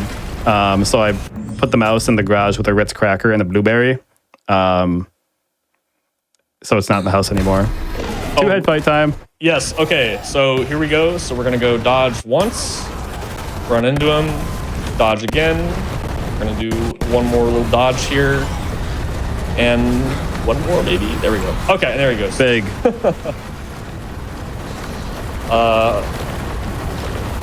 Yeah. So yeah, they didn't put up a little invisible wall to make sure he wouldn't walk off the edge there. Every time he swings at you, he takes a step back, so you can manipulate his position there, and he'll just walk right off. Surely that's the last time we'll see that. Surely that's the last time. Well, actually, oh, wait. So okay. So speaking of the new trick, should we do colony skip or should we? I don't even know what that is, man. I just got here. I've never actually speedrun this game. Where are you? I've just been winging it for the past hour or so. I'm on the Right. other side. Just keep going. You're What almost is to the colony colony. skip? We can unload part of the area, and you just go straight for the checkpoint on the bottom, and you don't have to like, do all the other stuff. I was gonna say type 1 if you wanted to see it, but I realized every time I say type 1, I get fewer people doing it, so I'm gonna stop with that. Yeah, we'll do it. Why not? You guys don't get a say in it this time. We're just doing it. Wait, where are you? Wait, does this avoid the massive fight before the elevator? Yes. Oh, that's nice. It actually is pretty nice. Yeah. Yeah. So for the longest time, we couldn't do colony skip because we couldn't get over that gap right there. But if you deload the level, then you can actually just walk around. Because we've known for a very long time that if you just walked over to this area and got this checkpoint, you could just skip basically the entire level. Because again, kind of like one of the skips from before, it updates the level load, kind of like reactor skip. And so now when we go upstairs, there's going to be a door towards the very end of the level that's just going to be unlocked now. And yeah, it is really nice because this room is horrible on current patch. They made a change to one of the elevators where instead of just being able to go and press the button, you have to kill all the enemies first. And these enemies are very annoying. So. Oh wait, this skips bangers? Yes, yeah, it just skips the whole area. Honestly, couldn't be lying anymore when I said like, hey, when you're doing colony, you'll wish you were doing Lost again.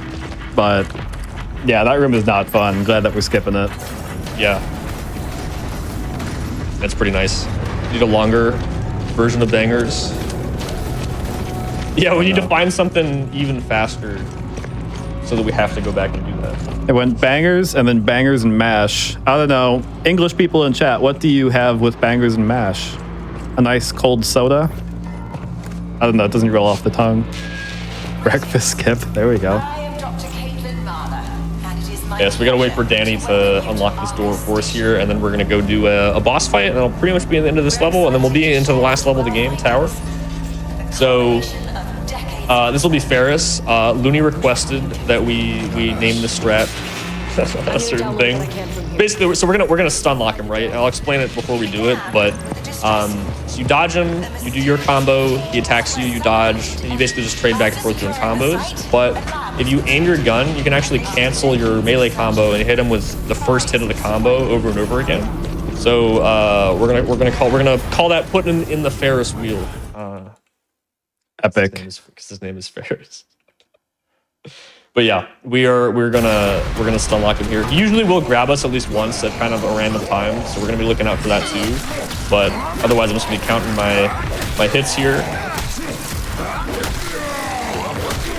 This is the mean guy that arrested us at the beginning of the game that we skipped.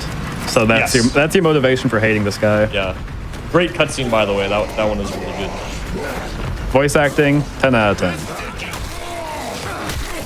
Dang, he's in the Ferris wheel now.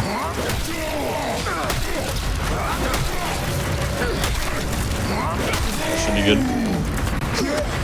Nice. Yeah, so like I said, if you finish the combo, he'll then come and attack you again. But as long as you keep hitting him with just the first hit over and over again, then he'll just let you keep hitting him. Very silly. Something else that's pretty silly, actually a pretty good fun fact on this game. Here we go. We learned by using cheats that when you skip cutscenes like this, it's very noticeable on elevators, like cutscenes that are on elevators, because this takes like 40 to 50 seconds or something for this load screen, which is ridiculous. Still faster than watching the cutscene. But the reason is, in a lot of these areas, the game is literally moving your character very slowly up to the next location, and then the loading screen ends. I could not tell you. I have no idea why. But that's the way it works. So we're literally just ascending very slowly right now up to the top. And then once we get there, the load screen ends. And then we can progress.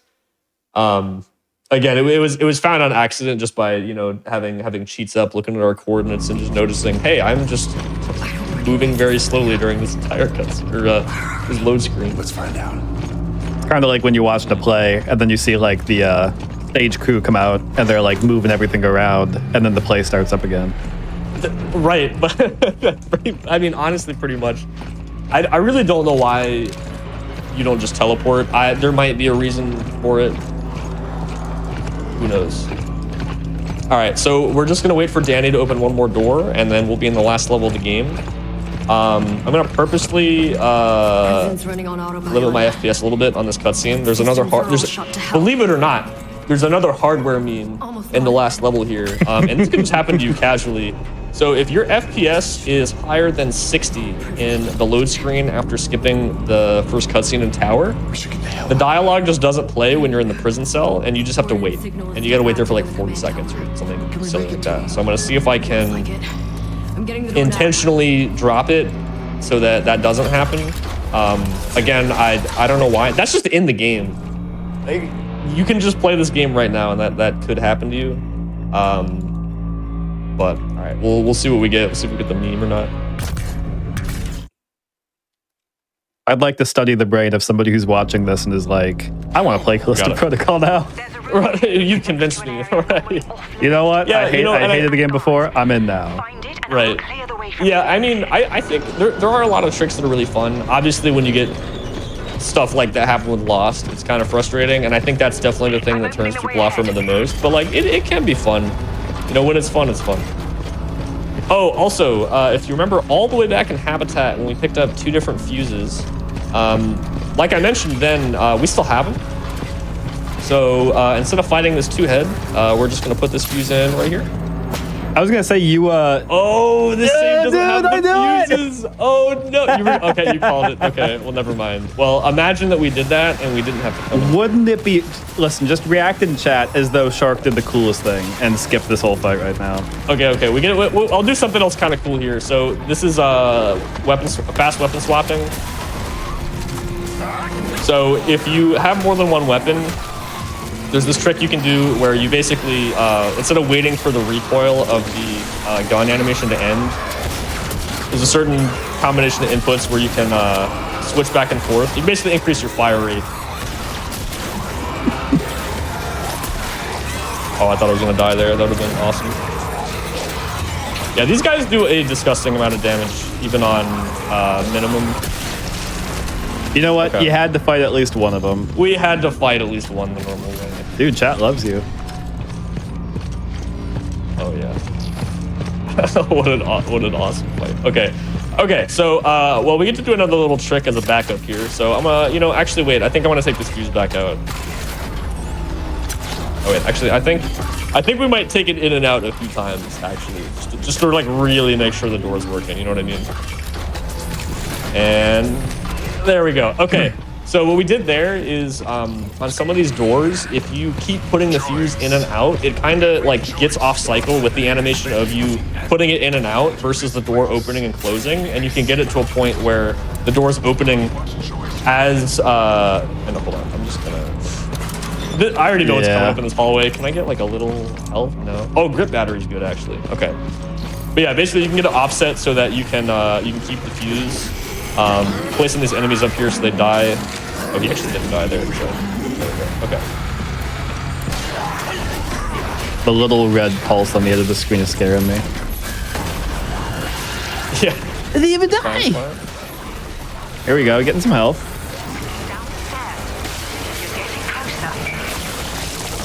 We're gonna reload for some more grip here and just to despawn those guys from behind us so they don't continue to follow us.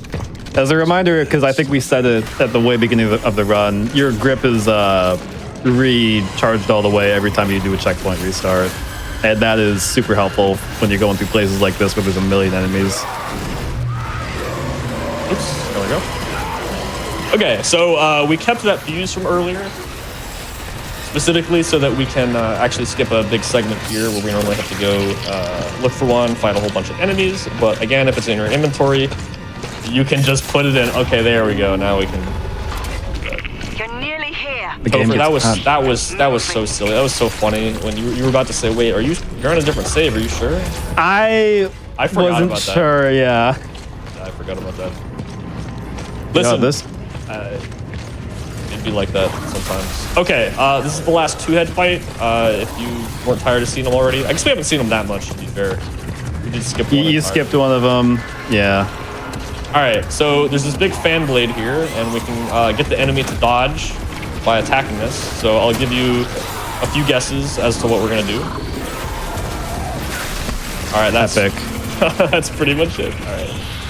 Yeah, so that's the one quick kill that I honestly think might have been intentional. Yeah. Just because like it has the animation with the blood and everything, and you can do that in riot mode too. There's a two-head that can appear. You can do the same thing there. So Get inside now. I don't know. I think you might even get an achievement for it. I forget, but yes, yeah, you don't actually have to shoot him. It's very silly. We're playing Final Transmission after this, Shark. Oh no. Final Transmission. What's that? The text I send my ex before I block her. Am I right, fellas? All right. How long until the end of the run, man? We're pretty close. We got like we got like I don't know, like 5-6 minutes maybe. How are you feeling? Big boss fight coming. Like something Boss fight. inside my head. You remember Ferris, the guy we put on the Ferris wheel? Guess what? There's a Ferris wheel too. Yeah, if you thought if you sense the theme from the two heads of See what? fighting the same boss from earlier in the game but later in the game, we're gonna be seeing that again for a little bit.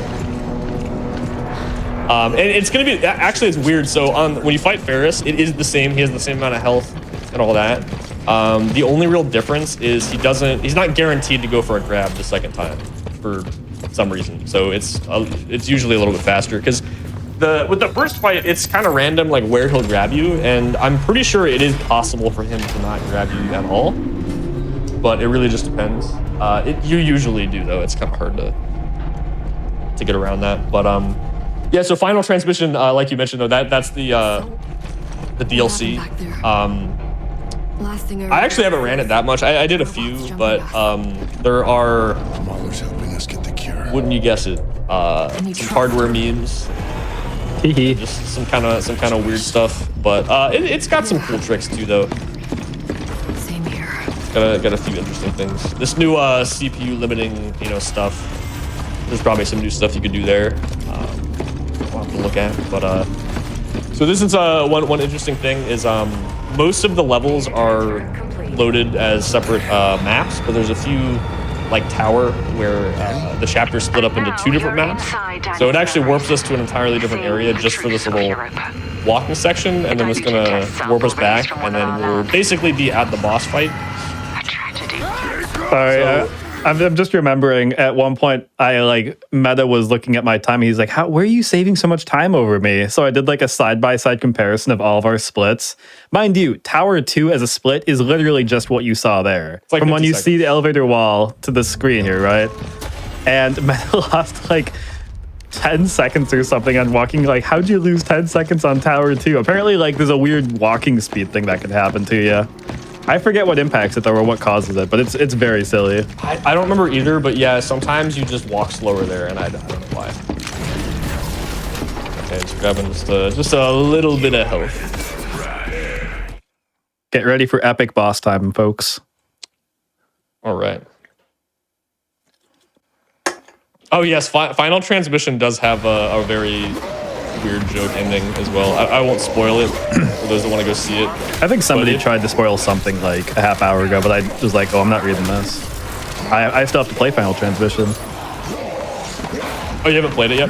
No, I haven't. I've been busy for the past year. I mean, it came out... Wait, did that swing just not hit him? Did you see that? He I don't know what the hell that was. Oh, sorry. Hex. Something, I don't know. The game is not... Oh, that one, okay. That one I canceled it.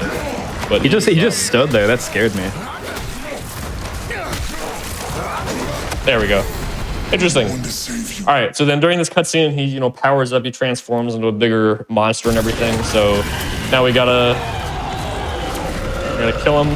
Since we have the shotgun, we can actually do a little bit of that weapon swapping. Although I think this is reload that. Hey, you need bullets in your guns.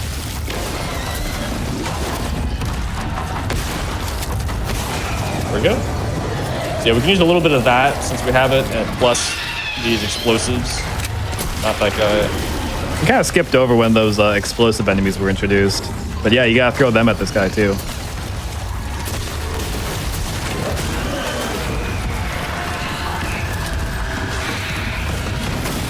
Dude, Yeah, that cat emoji is perfect for what just happened with Ferris phase 1. Just slap him around.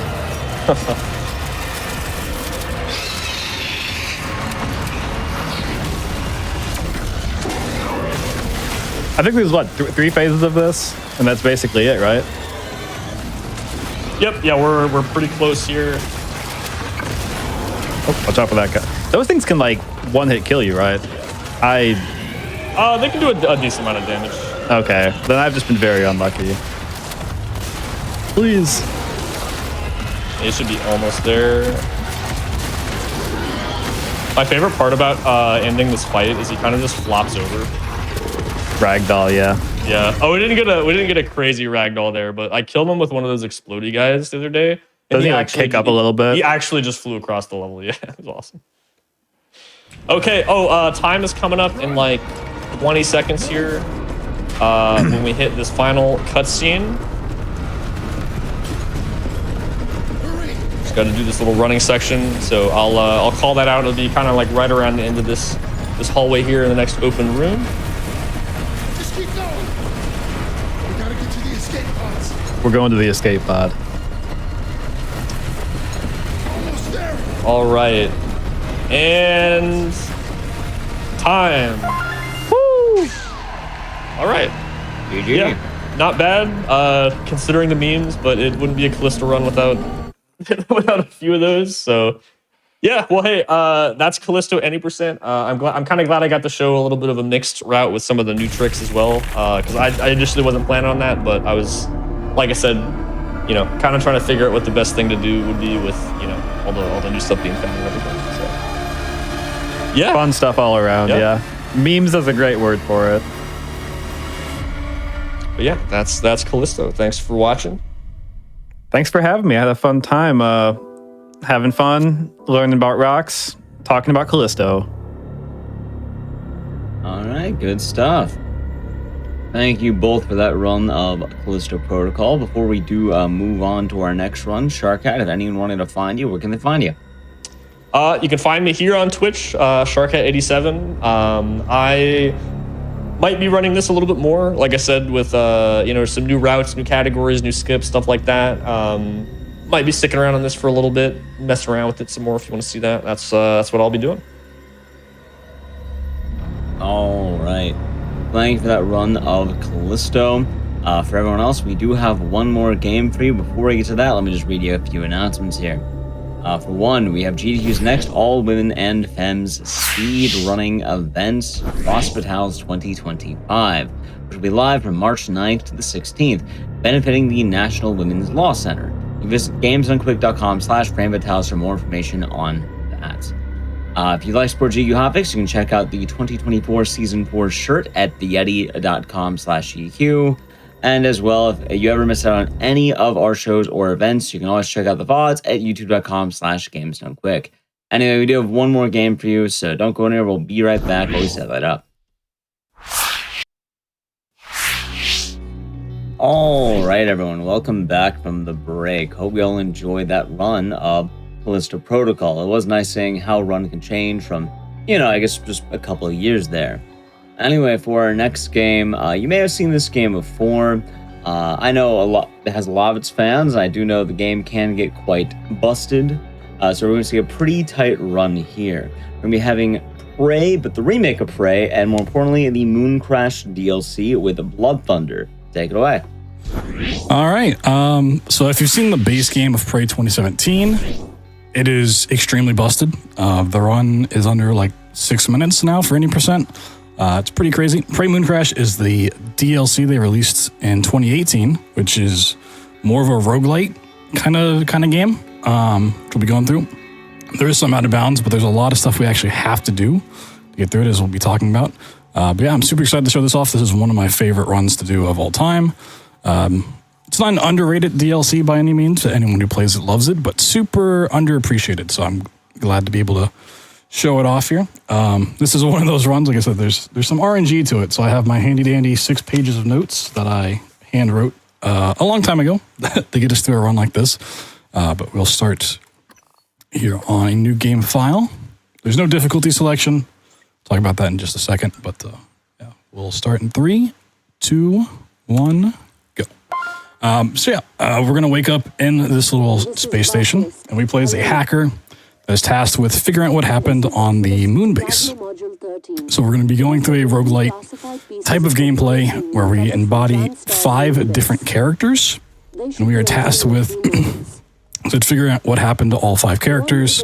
And along the way, we've got a lot of tasks ahead of us. We have 27 specifically that we need to get through. They're called chasm orders, which once we get the list, we can kind of take a look at.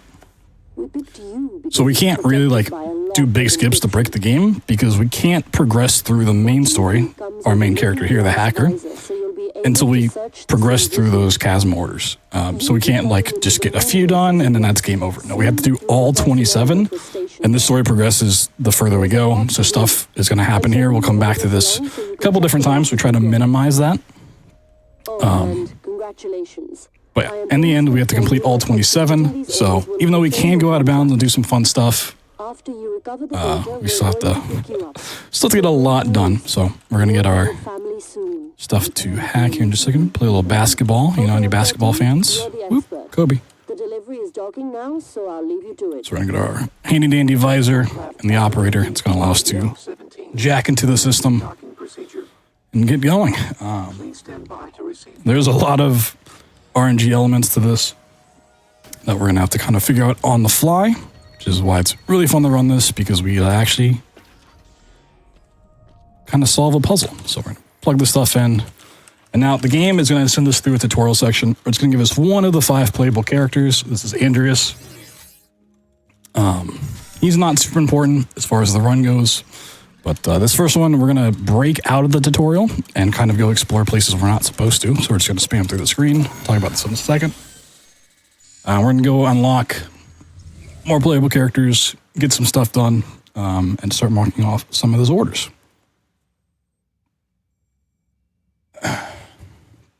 That selection screen will be really important here in just a little bit, but attention, we boot in. crew members. We're always going to boot in here unless we do some fun stuff later on. And so, even though this is a roguelite and has random parts, the map will always be the same. But things like loot will be different to a degree. We're going to immediately go out of bounds by throwing the stool up on top of this light. It's a little tricky.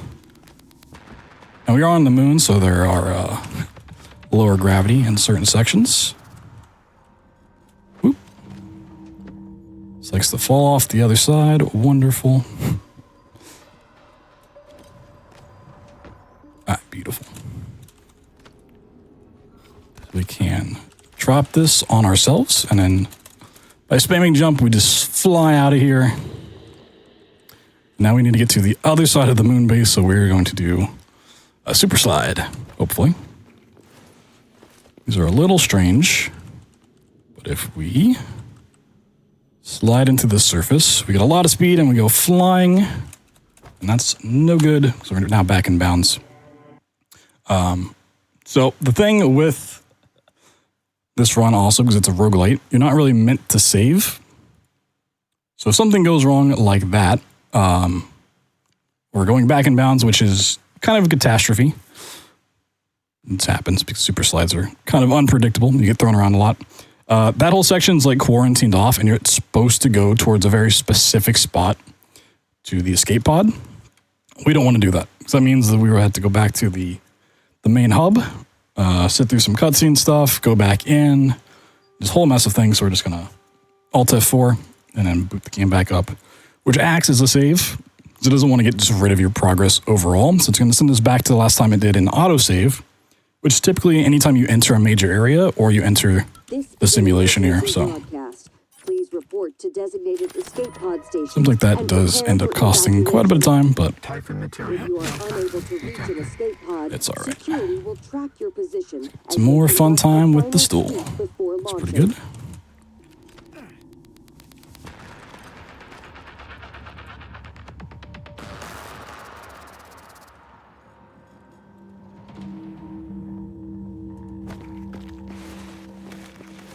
So this white bar in the middle is our stamina. That's why you're going to be seeing me do just regular slides a lot to kind of preserve that, because we need that for running. It's a bit better of a slide. Whee! Okay, so we actually don't want to be up here. A little too much height. That's fine.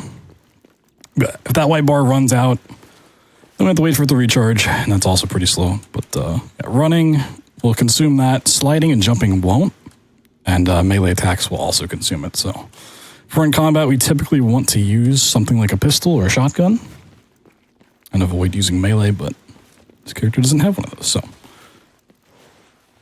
this area really consists of 4 different parts. You have the big crater here, and then there's 3 spots you can go to. The Pythias Labs is the one that we want to go to right now. You're going to see we're not supposed to get here, so it has this really cool, like, glitchy, sealed off effect to it. But the door's still here. So we can just go inside. And the reason we want to come over to Pythias early is because we need to go unlock specific characters. Good afternoon, Pythias. So I mentioned the Chasma orders. We can see the full list here. This is for unlocking all of them. Then we have escaping through various means. There's 5 different escapes. Each character has their own specific story one. Once you escape through that character's specific story escape, you unlock their story. Crazy.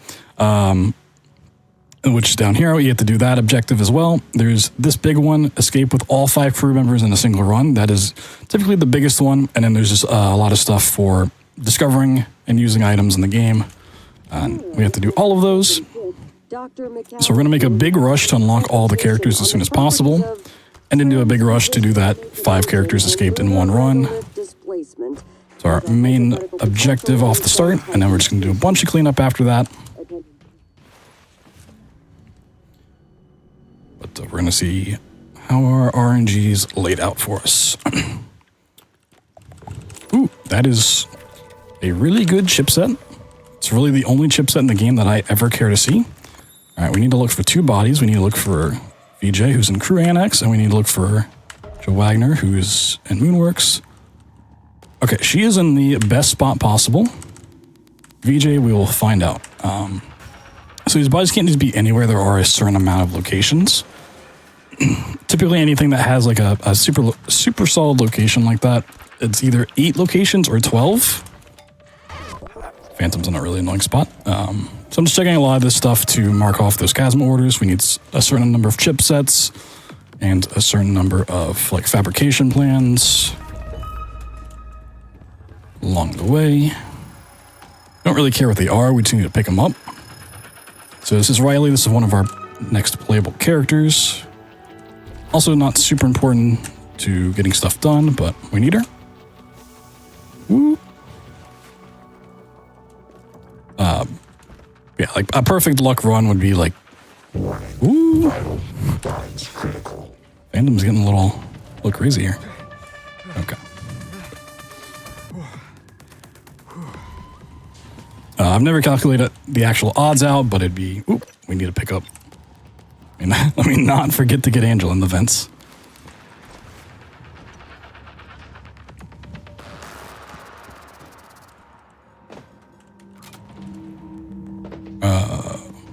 Wait, does this even works? I did a practice run earlier where I just could not read to save my life. I think I did that again. I thought it was the vents. It was saying the tram. So we need to go to Moonworks anyways. We're trying to do all this stuff. Reading is the hardest thing to do. Attention, everyone. We have an extra special. So the way that loot works is it's based on loot pools. So not everything's once again completely random. If I check one of these green chests, for instance, it's always going to have some sort of medical supply in it. I just don't know what medical supply it's going to be. So if I'm looking for certain things, That shot me through that? That's crazy. Would not exist without the sustaining effort of our sibling facility on the surface of the moon. Okay. Our helium I'm hoping this is not... is the lifeblood of this company. Not the enemies are just being super rude this taking season. place down there. So I know all of this is going to be food or some neuromods. To our employees hard at work at the Pythia's moon base. When you look up, So there's not a difficulty select. So we're actually in the tutorial. There isn't a difficulty at all. Once we get out of the tutorial, we'll actually get corruption. Alright, she's in the pit again. Oh, enemies will just not stop hitting me from a mile away.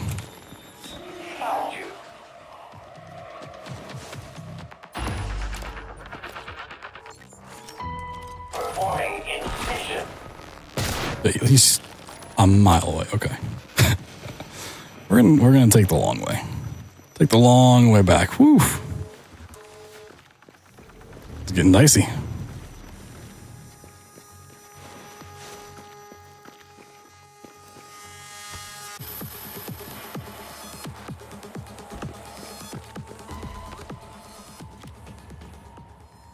But yeah. So every character only gets one attempt per simulation. Once it resets, you go back to that starter room that we spawned in earlier.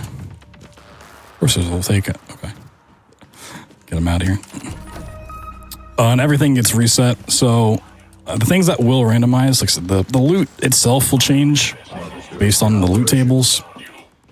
That'll all respawn. Enemies will respawn. Environmental hazards will kind of reset themselves. Certain doors can be broken or just closed. So the actual like randomness it gives us isn't that big of a deal, but is something we need to be aware of. Okay. Time, so we got her. Now we're gonna go get VJ.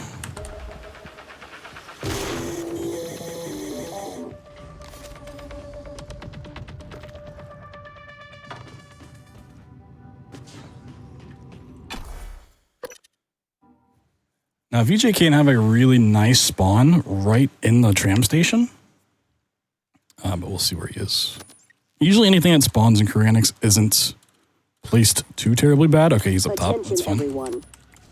Our head custodian, Claire Witten, would like to remind everyone that your mom doesn't work on Pythias. So let's all do our best to practice good restroom etiquette and leave things in as good of condition as we found. All we need to do left on this character, we're going to check if there's a weaver down here that we can scan with our handy-dandy psychoscope. There is. Oh, there's a... Okay, nope. Enemies are too mean. there's Voltex. I don't want to deal with them. So enemies can have different, like, kind of elementals to them. They can be on fire, electric, ethereal. The Voltaics have electricity and they hit from really far away and are really obnoxious. Okay, so we need VJ. He's another playable character, and just finding his body is going to unlock him and give us this propulsion jet. It's pretty cool.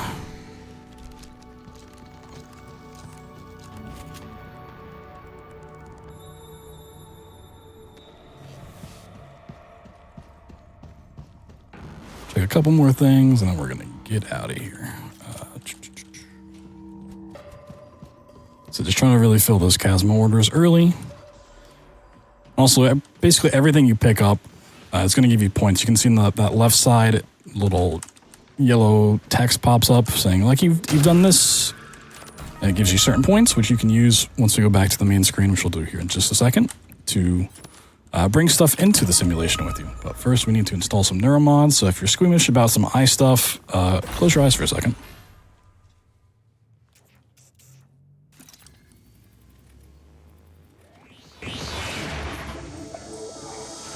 There is some horror in this game. Just going to run past a lot of it, but it's a little horror. So this is kind of our skill tree. Every character gets certain parts of the skill tree. In the base game, you have access to all of the skills, both for human, volunteer stuff, and Hyphens themselves, which are the creatures running around. In the DLC, they split that up among the 5 characters, so it kind of forces you to use all of them. So we're going to have like Joan here in a second, who is the engineer. She can repair stuff, but then if you want to hack something, you have to use Claire. In the base game, you can just have all of those skills together. And so kind of to force you to play in all the different styles that the game has to offer. It splits them up and says, hey, you have to do this, but we're actually going to reset the simulation. So you can see in the top left, we now have 4 of the 5 characters. So every character gets 1 run through. And we're resetting this so everything goes back to how it was.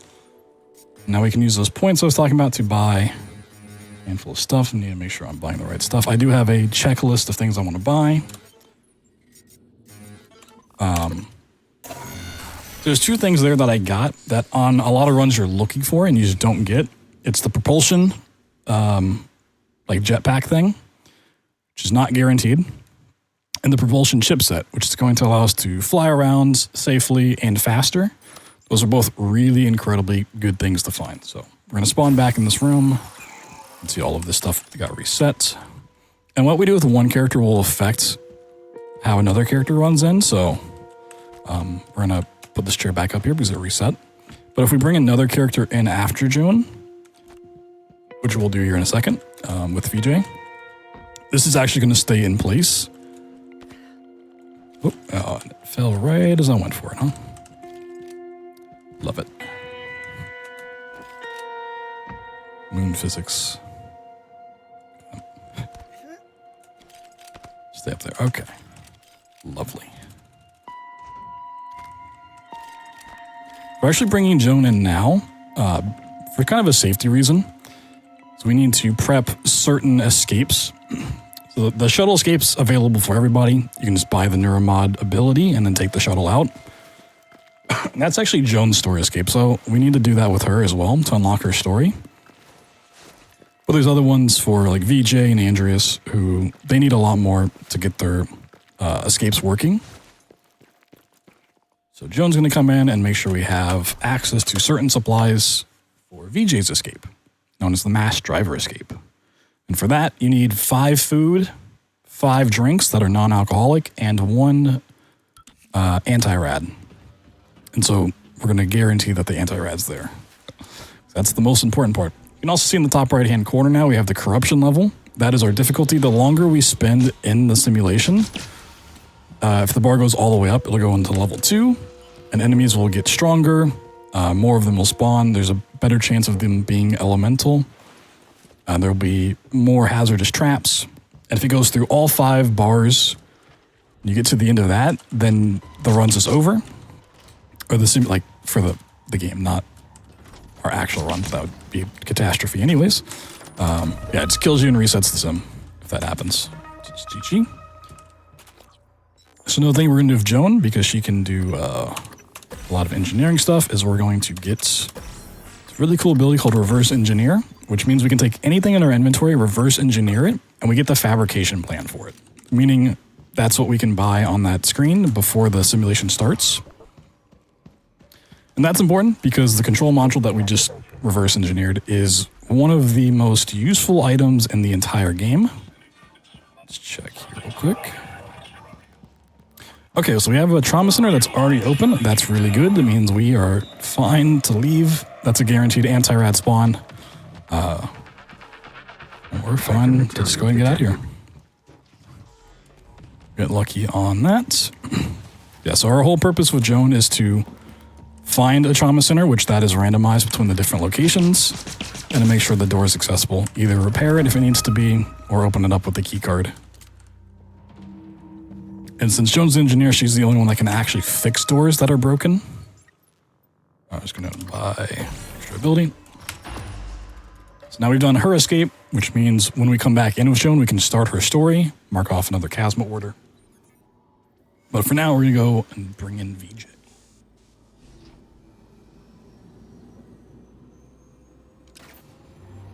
So we're trying to get to that 5-person escape as quickly as possible. In order to do that, we actually need to do VJ's story. That's why we're rushing to get VJ's escape done, because that unlocks his story, which unlocks the 5th character. So I'm going to bring in VJ. He doesn't really need much. We're going to give him 1 neuromod. will let me buy it. Use a little. It's a little sticky. All we're looking for VJ to do is run in here, pick up 5 drinks, 5 things of food, and then anti-rads, which if we don't get one along the way, along our path, then we know there's a guaranteed one over in Kyranics. So for him, he's going to buy conditioning, which lets him run a little bit faster. Yep. We don't have to mess with the stool because it's already up here.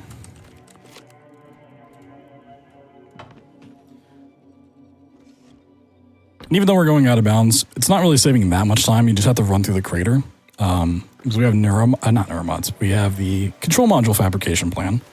We'll see more use of that once we get through VJs. But that allows us to basically have a mobile EMP at all times. Meaning we can use that to open up gates that are typically locked.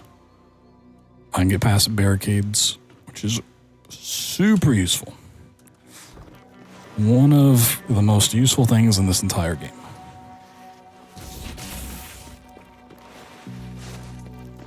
Just gonna pop up in through the floor. Whoop. We're over in Moonworks. So yeah, you can either run through the crater or you can take the tram around. It just kind of depending on where you need to go. Next, whether you need to go through the crater or take the tram over to a different area, how you're going to approach these different places. So once again, I know that there's always going to be 3 drinks here. It's just the 3 drinks are random. That delay loop actually will reset the corruption level a little bit. Buy us some more time. It's not something we ever really need to worry about, but it is nice if we find them. Let's go ahead and use them.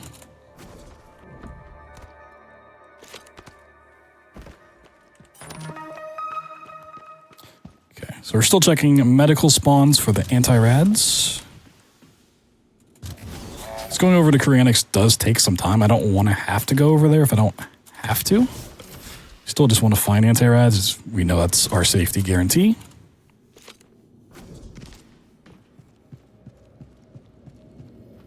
We're just going to pick up some more stuff along the way.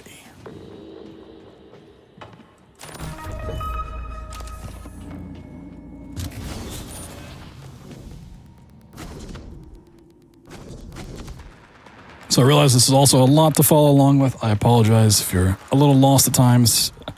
I would just recommend playing this DLC. It is fantastic. You can get it for like stupidly cheap, like $5 for the base game and this on sale. Like it's worth every bit. Okay, we're just gonna go this way. Get an extra medical check anyways.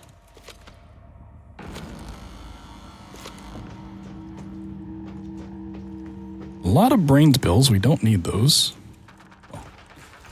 I might, but we don't need it for the run.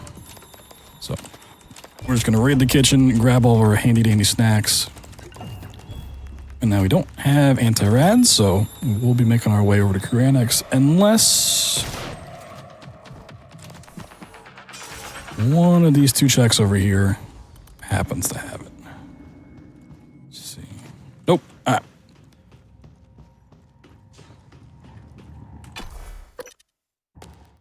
Quick little pop over to Kyranics. Not a big deal.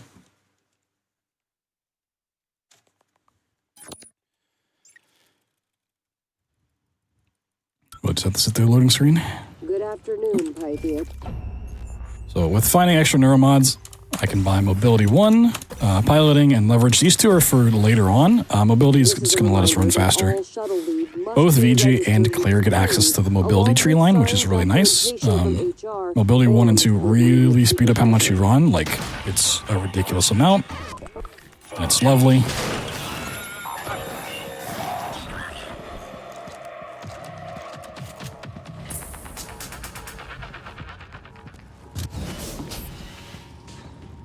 Back over to Moonworks. So that we have our shopping list completed. We just need to go start the mass driver escape and run away.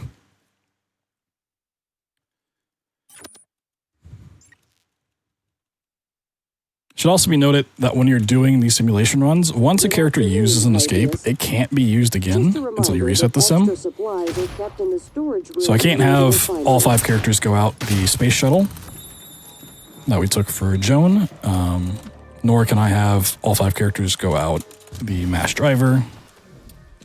Once it's used for a run, it is gone.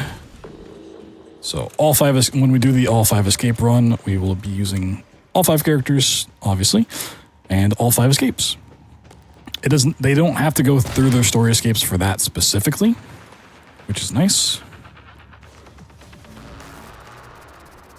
But we kind of do anyways. Alright. How many neuromods do I have? I have...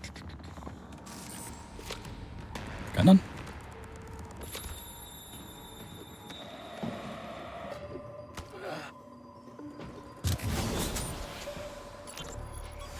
This isn't gonna work. Yes, it will. Neither of us have been under that many G's before. Right, so now we have a minute to get back down. I've calibrated the mass driver to be within the human range of tolerance. Human range. Jesus, That looks Jordan. great. We're not clowns in a circus cannon. Hey, what if those... Harry, you cannot lose your shit on me right now, okay? The shuttle's gone. Escape pods are effed. This is our only shot.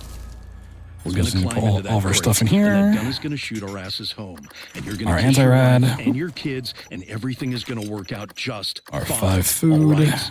And our 5 drinks. Oh, I gotta hurry. Okay, right. This is actually gonna be closer than it should be. Good. Step 1. You have to get those supplies loaded into the crate. You've got the shopping list? Yeah, Actually, yeah, I got Never it. I can. Go. Got to pick these up. We're fine. Keeping it a little spicy, you know. Living life on the edge. There we go. Now we're just gonna, chill in here while we get launched out into space. It's fine. We need seatbelts.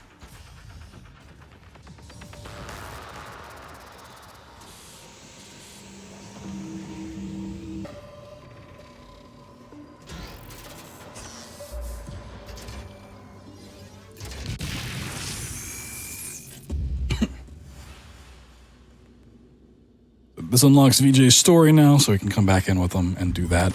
Now, depending on how many chasm orders we completed, we should get a cutscene here, which means we probably hit both the chasm order for finding fabrication plans and chipsets, which is really nice. M13, this is Basilisk. Don't let those virtual deaths get you down. It looks like you're just... So based on your progression through the chasm orders, once you hit a certain amount of those chasm orders completed, you get kicked back to this. We try to come back here as little as possible. So we tried to hit... we try to skip over one of these cutscenes by hitting enough chasm orders that we go to the following one. So let's say there's a cutscene at 5% and 10%. We want to skip over the 5% cutscene and just hit 10% because it'll just kick us to this.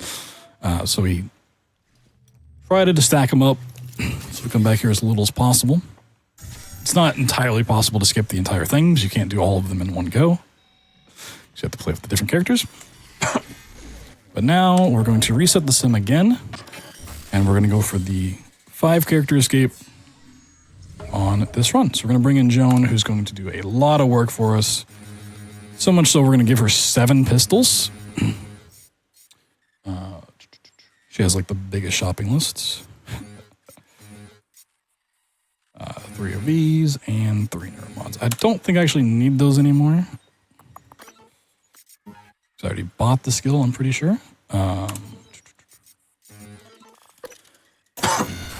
It might seem weird to bring in 7 pistols, but because Joan's an engineer, she gets access to the repair tree line, which comes with the ability to dismantle items to turn into spare parts. And spare parts are what lets you repair doors and different objects. And pistols are a really cheap way to get those spare parts. They cost basically nothing. And we can just dismantle a whole bunch of those and we're fine. So we need to see, now that we've gotten so far into the game, the tram will actually start losing power on a new run, so we need to go over to Pythias. We need to repair that tram, because the tram's really useful for getting around in these big sections that we're about to go through. Joan 2, this run of Joan, is the most we're going to do with any individual character. We need to do a lot of stuff, and so we're going to need that tram working so we don't have to run through the crater every time. This chair is really not wanting to be my friend today. That's going to go over. Or not. Oh.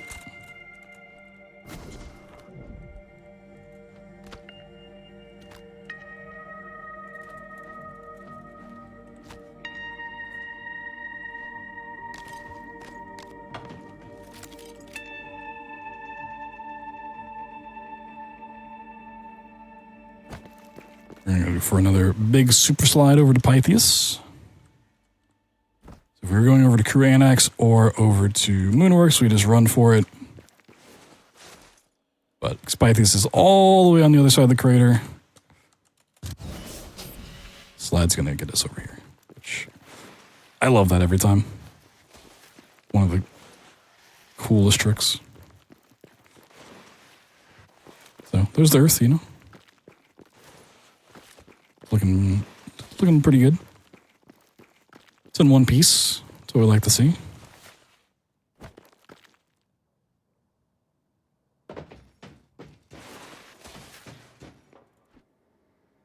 So depending on where the tram goes down, that means we have to go and enter that specific area. It kind of changes how we have to do this route, because it's the most we're going to do with the character. So we're actually going to take a moment to go and scan this Weaver. So I wanted to do this earlier on Andreas, but it just wasn't going to work. Okay. So there's always a guaranteed Weaver up here. It's kind of chilling in this containment unit. We need that for buying a certain skill, because in this game you unlock the ability to buy Typhon abilities by scanning and learning about the Typhon specifically, and certain enemy types unlock certain skills. So that's going to unlock the ability for Riley to learn Phantom Genesis 2, which we're going to need for a quest later on. Right now we need to go repair the portal. So this portal is Andreas' escape. You need to both repair it with Joan, and we're going to have to come in with Claire and hack into it. So he's got the most extensive escape out there. Requires a lot of stuff to be done. We also are going to use the mass driver escape for our escape this time around for Joan, which means we need to find those anti-rads again. We also need to check out where our Pythias and Traumas. Okay, Pythias and crew, that's fine. We need to find the escape pod, because it's going to be Claire's escape. Moonworks, that is the worst luck of the three. It's fine. This is where dismantling guns comes into play. We can repair this door. Get access to the trauma center and our lovely anti-rats. Guaranteed, every time.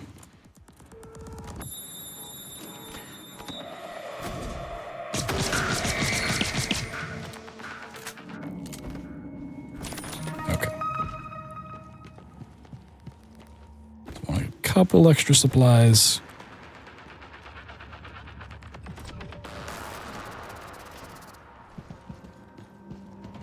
So for those that don't know, the base game of Prey is what's known as an immersive sim. It really lets you kind of like get around problems your way. You have multiple different options for dealing with a lot of different things. And while this is a roguelite, there is still that immersive sim quality to it. So there's different routes you can take to get past barricades. For the most part, we're going to use EMPs to get past stuff, but there's different vents all over the place. There's different like crawl spaces and a lot of different mechanical things that you can do to get past the quest, which makes this really fun to route and just think on the fly of like, oh, I have these items that I picked up this time around. I can use, you know, this really obscure trick that I've done once in 50 runs. Warning. kind of thing. Lethal radiation levels detected. Like finding a recycling grenade. I don't need it for this character, but a recycling grenade later on is really nice for Claire. Also, if you have mobility 2, you can jump up into that hole. A lot of really cool stuff to this run. But what I also need to do, get these enemies away from me. No Typhon material detected. We need to do Joan's story. And this, once again, is why we bring in so many guns. Because you get really bad luck, and you need to repair all of the doors.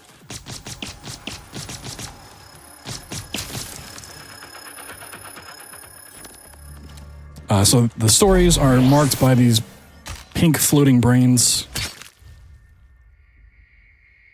That's how you start them with each character. Yeah, rip this guy.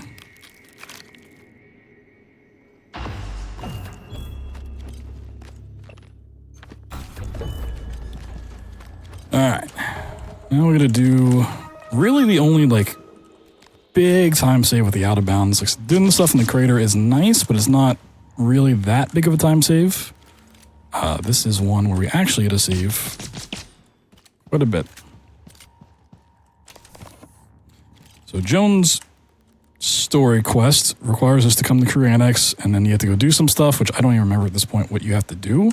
To unlock a door here in Crew Annex, we're just going to go out of bounds and get into that room by stacking these crates, which is, it's a little janky. They don't like to cooperate. You can't rotate them freely, so you kind of have to let them fall. Oop.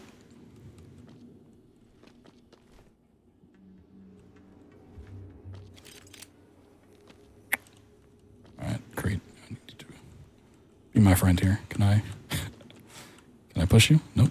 Okay.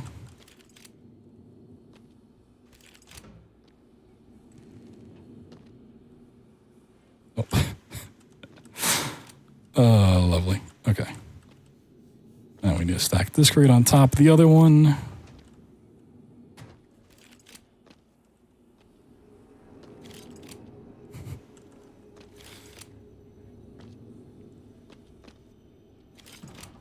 We need them to be on their edges, like that. Okay. So, typically the game will just give you an autosave, but if you do it as a save exit, you know, it doesn't want you to lose progression. We can use this as a safety save. So if something goes terribly, terribly wrong here, which could happen, because we're going to go over the void and kind of jump on some invisible ceilings. And we need to make sure the clip gets us out of bounds anyways, which it did. Instead of just losing this entire run, which is what would happen, the character would be dead.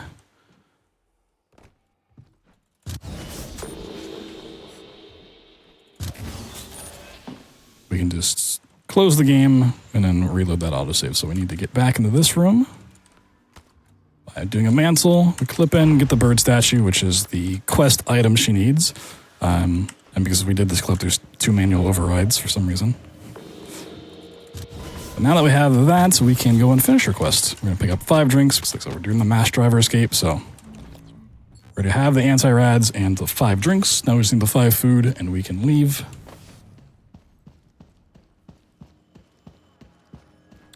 We've checked where the escape pod is. We have the Weaver scan for Riley. And Joan 2 has kind of served her purpose.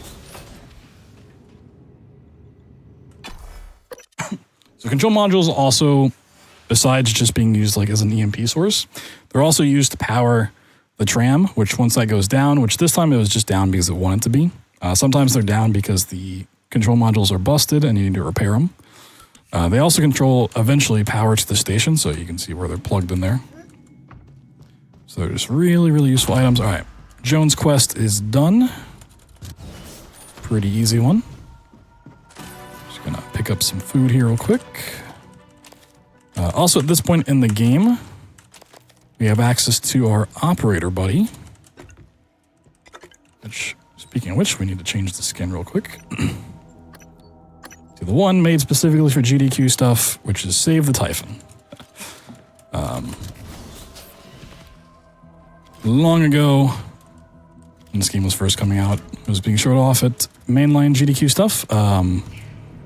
There's a save or kill the Typhon skin incentive and save the one. So that skin's immortalized in the game. As long as you boot it up, it should be there. There's also skins for a lot of Bethesda titles like Doom and Elder Scrolls and stuff like that.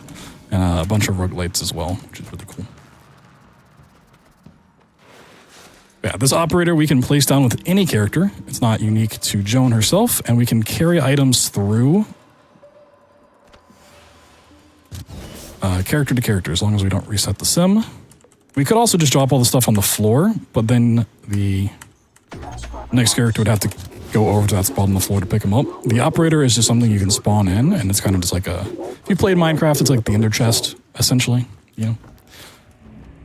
Storage unit you can move around. So if I have a lot of stuff that I think's really good, like neuromods, I can summon our little buddy. Please ensure containers And I can send these to the next character.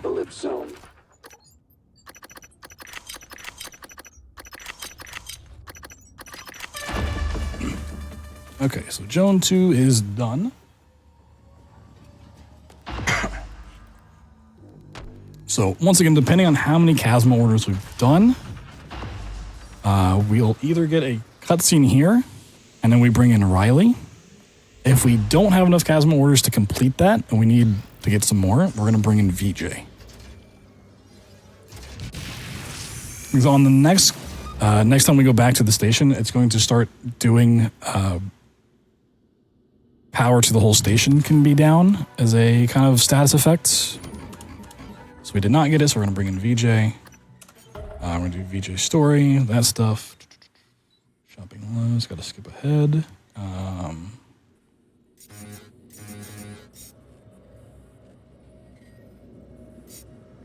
His shopping list is pretty simple.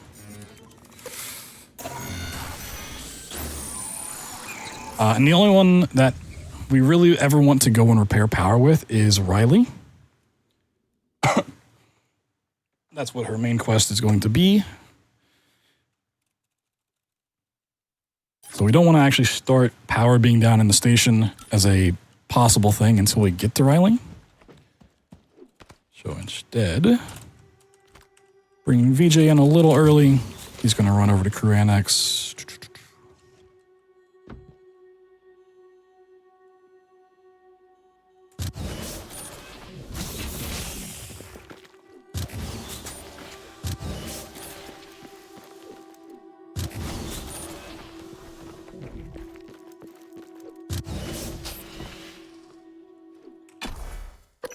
And the reason we don't really want to deal with repairing the power all that much is because to do that and interact with that whole system, that's in the middle of the crater, which is what we're going out of bounds to avoid completely.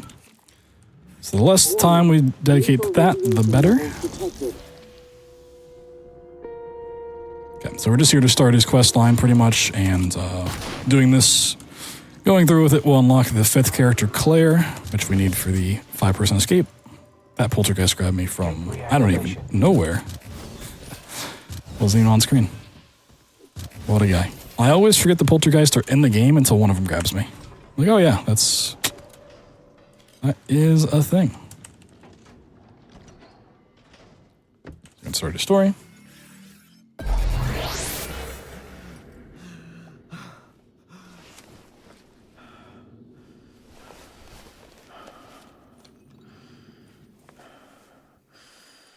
Now, I don't need to do this. I'm going to grab an upgraded shotgun over here. Officer Bhatia, this is Director Yu. Your men are being slaughtered. Where are you? It's not the Typhon. It's Claire Witten. She's a Chasma spy. Ooh, excuse me. She's Come with been her. here long enough to There's nothing else we need to do in this area. Just going to make our way to Moonworks, to Claire's hideout. Get off the base. Do you understand? I can't be distracted by this right now. Handle it, Bhatia. I'm counting on you. It's not something I need to worry about, but I did mention on the top right, the corruption level. That's getting really close to going into Corruption level 2, where things are going to get more dangerous. The reason I care about that at the moment is we're doing the 5-person escape, meaning it's going to be the longest time we spend in the simulation. When that ticks up, not only does just enemies get harder, there's more environmental stuff. If you're doing like a hack or repair, you have to have the subsequent level for it in the skill tree. So with Joan, for instance, if you need to repair something and you're in corruption level 1, you just need repair 1 for anything.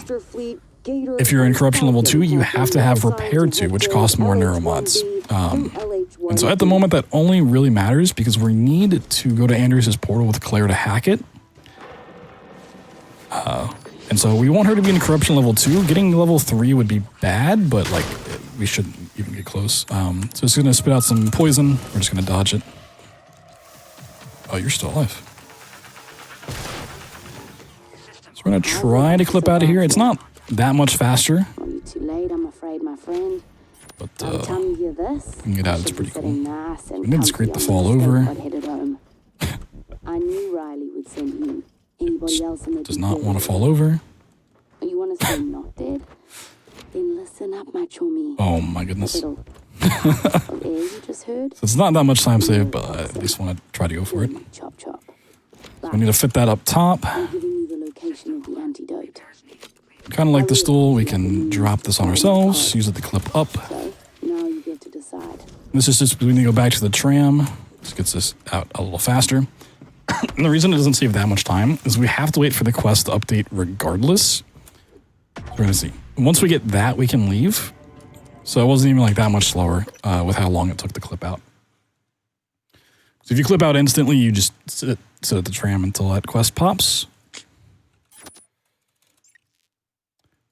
And now Claire's trying to escape in a pod. We need to go deal with that. It doesn't really matter if you... well, spoilers. You can either blow up her escape pod or let her leave. It's just a little faster to just let her leave. Just deactivate the bomb, essentially, and let her go. There's less dialogue that way.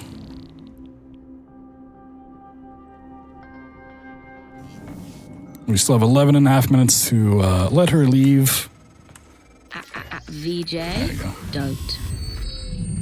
You don't owe So we're gonna have some weird screen effects going on, some loud noises. That's our corruption going up. You should be on a pod, like me. So now we're in level 2. We've unlocked our 5th character. Good boy. You made the right choice, VJ. You managed to get off the moon alive. I'll look We're you gonna up. store some more I'll make you another offer neuromods. you can't refuse. And now we should have forced enough chasm orders that we're going to get another hub cutscene. Which is, this one's kind of lengthy. And then we'll come in with Riley. First time seeing a new character in a while. Kind of swap back between Joan and VJ for a bit. But yeah, at this point, we won't see Joan or VJ ever again. We're pretty much done with them because we've done both their stories and their escapes and used them in part of the 5-man escape. So now the rest of the game's really about Riley, which we need to do her escape, then our story. Claire will do her escape and her story. And then Andrews will do his escape and his story. They say not to worry. Damage to oxygen systems is minor. Gravity goes out. We gotta go repair it. So gravity loss is probably the more annoying bit at the moment. But I told you Which, a diagnostic zero gravity flying is more of a thing in the base game. It's a cool concept. It is really annoying to do. And it's really annoying to do in a speedrun setting because it is tough to do quickly and just it is more obnoxious than anything. But hey, you can at least do this while you wait. Whee! Do a barrel roll. All right. Whee! Well, it's just a bit cold. Space is cold. Business is cold. He signed up for this. He's a hacker. It's not like he picked a safe job, right? So he's probably... No, the ones talking are just the people who hired me to go through the simulation, figure out what happens. He has a family, yes? Meantime, we can play some more basketball. Decent. That's right. Kobe. And thanks to Module 13, they're going to be fine. Which is what he wanted all along. Come on now. You think deep down he doesn't already Lift some know? weights. I suppose. You're probably right. Do some moon curls. So you're good? You can handle this? Yes. I'm good. You're right. Brilliant. I knew you were the right handler. Let me grab you something to eat. Turkey, double provolone? Yes, right. So I think it's a little crazy to not get double turkey, double provolone. I love a good turkey provolone sandwich, but you know, double provolone, it's a little much. Is this on? The meat to cheese ratio is a little wild.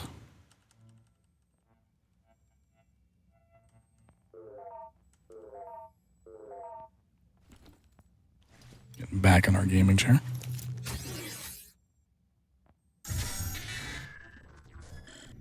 So now when we go in, we should see all 5 characters unlocked.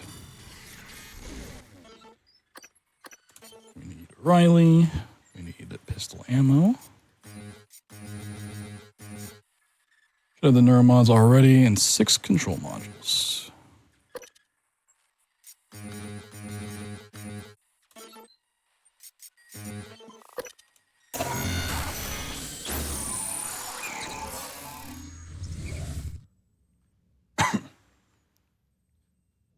So while the simulation overall hasn't reset, it will once again kick in that like power can be down in certain areas. It'll only ever be one area at a time, if that is a thing. And it'll kick the tram down again for whatever reason. So we need to see where that is. It's Pythias, okay.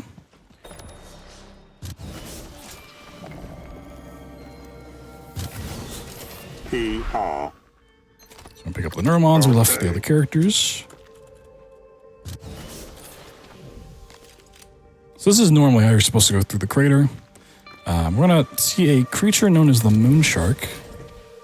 You guys might have heard about sharks earlier in the stream. But yeah, it's, you know, you step foot here and the moon shark comes after you. It's quite dangerous, so we're just gonna throw a Typhon Lure. It's the big bad of the moon crater here. So you can actually tell if any power is down based on how these signs look. Okay, power is actually not down in any of the areas, which is usually pretty rare. But in my practice stuff earlier today, it was like not down, which is even rarer. We're gonna double check that, make sure my eyesight's good. If we see this, we should see 6 green control modules. Yep. Because we're going to Pythias, this tunnel can be blocked, which if it is, which I don't think it is. No, it's clear. It's the only instance where you're using Mimic Matter, which is one of the coolest abilities in this game. Not one of, it is the coolest ability in Prey, where you get to turn into inanimate objects to fit through a little gap. It's actually like required for that. But we don't get to show that off, sadly. It's really cool. All right. So power is restored. It didn't go down, but it's where we would have restored power if something was down. Now we're going to go repair the tram and do Riley's story. Or not her story, but her escape. This is a security reminder. Exotic material is restricted to the Pythias lab. But she has a very specific escape because she's the only one that can actually use it. Disciplinary action. All of the other escapes can be done with the other characters, just doesn't matter. But hers is like very specific to her.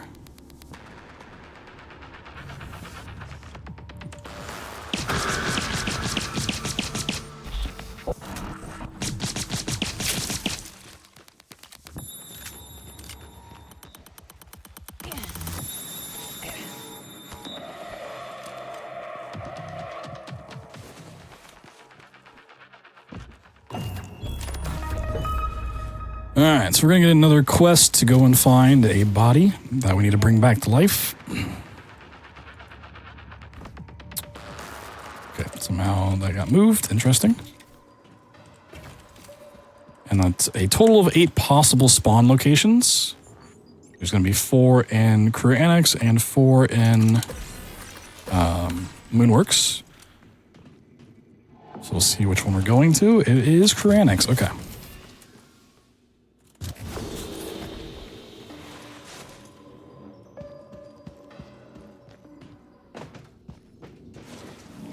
So let's see how this trim's powered. Okay, it's powered down because it just wants to be. There's really no information behind it. A lot of times these will be broken or just missing. That's why it's not powered up. If it's not powered up, you can't go from a different area to here. It just says, nope, can't do it. So it'll be like red like that. But once you repair it, you're good. Critics. So it's really important every time it goes down to repair it pretty much right away. See where this body spawns. Is that in the gym? It's the gym or the cafeteria?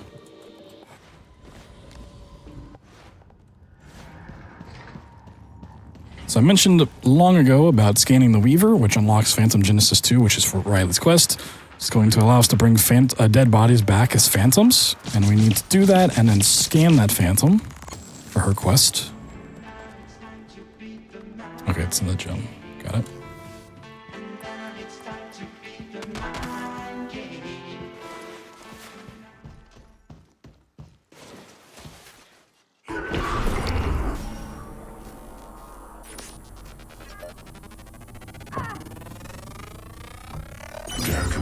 Cool.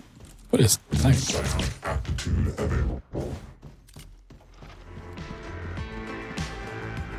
Shot's the best song in the game. Sadly, you only really get to hear it right there.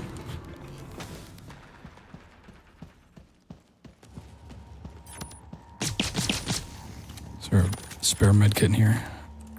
There's not. Look at this though. I'll be a little extra safe. Oh wait, there's a med kit right here. Okay. There's also friendly operators flying around, not just hostile ones, and depending on the type of operator, if you get a medical one, it will heal you and get rid of all your status afflictions. Which is really, really nice. Very useful, because there's plenty of ways to get affected in this game. Afflicted. You can break your legs, you can get a concussion, you can get burnt, you can get radiation, and it's all really obnoxious. You don't want any of those. Especially not the broken legs. There's a very terrifying crunching sound that everyone loves to hate to hear. Also, as part of this escape quest line, when we come back, ow. Okay, you need to get out of here. The game will always spawn a voltaic phantom up here, even though it wasn't here before, which is also very scary.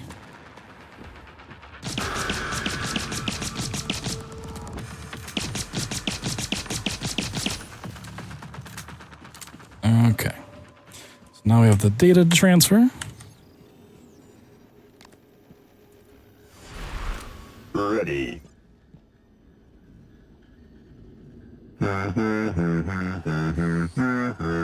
Not pretty sure. Before you launch that operator, I need you to take one We're gonna last give our little precaution. buddy all of these neuromods back, so we're giving up 7. You have the emulation tech Morgan was tinkering with. Use it. Copy yourself. I know it seems morbid, but we can't shrink from the reality Also, that you might not make it off the moon. If you want to hate me forever, just This will ensure look at the dots on the floor and how they're a perfectly straight line. Equipped to deal with what's coming. I'm putting Talos 1 in the dark after this. You won't Also, be this able to chair is reach me. just Hopefully so comfortable we'll looking. see each other Earthside. Goodbye, cousin.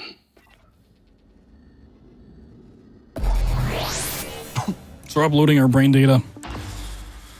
That's how we escape here. Lovely happy ending. And so once again, because we've done this escape with Riley, now we unlock her story next time she comes in. Source, Riley Yu, Pythia's Facility Director. Target, Minerva 465, Data Vault Class Operator. Capture and transfer complete. Additional instructions found. Starting procedure, eraseu.bat. Destroying source subject.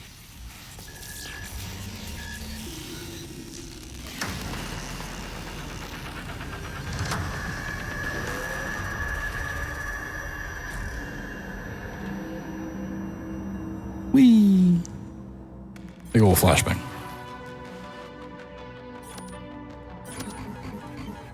All right, so we're finally bringing Claire. Also has a decent amount of stuff that she needs. We need an escape pod navigation ship. That's what allows us to leave. We actually need...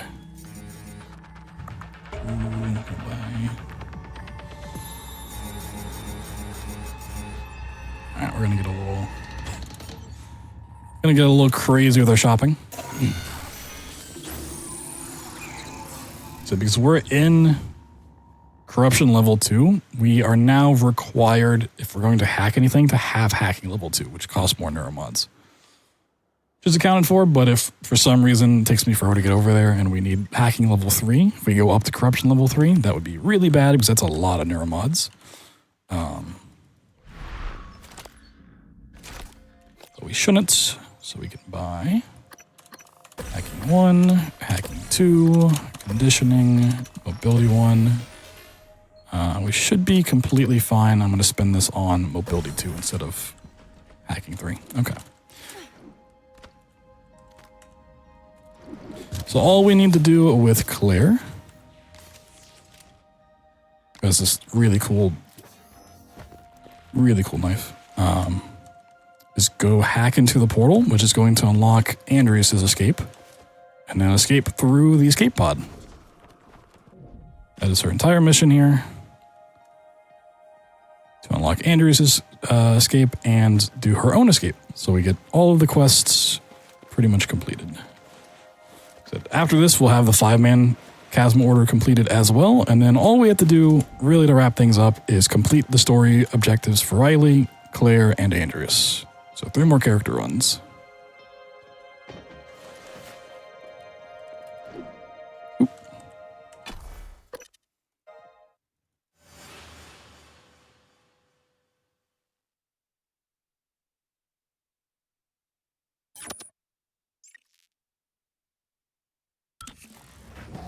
Attention, everyone. We have an extra special message. Also, I'm not even going to attempt to explain what the actual story is for this game, because the way it's told is broken up very much between all of the different characters, not just the 5 that we're playing as, but the 6th one, the hacker. We're going to hack, by the way. You just get bits and pieces here, and there's a lot of audio logs, and these are meant to fail and die and redo this simulation so many times. You get, more story as you go. So that's hacked. It's really hard to piece together, and would really just be a full hour explanation on its own. So we should be going. I believe we're going to Moonworks for escape pod, if I remember correctly.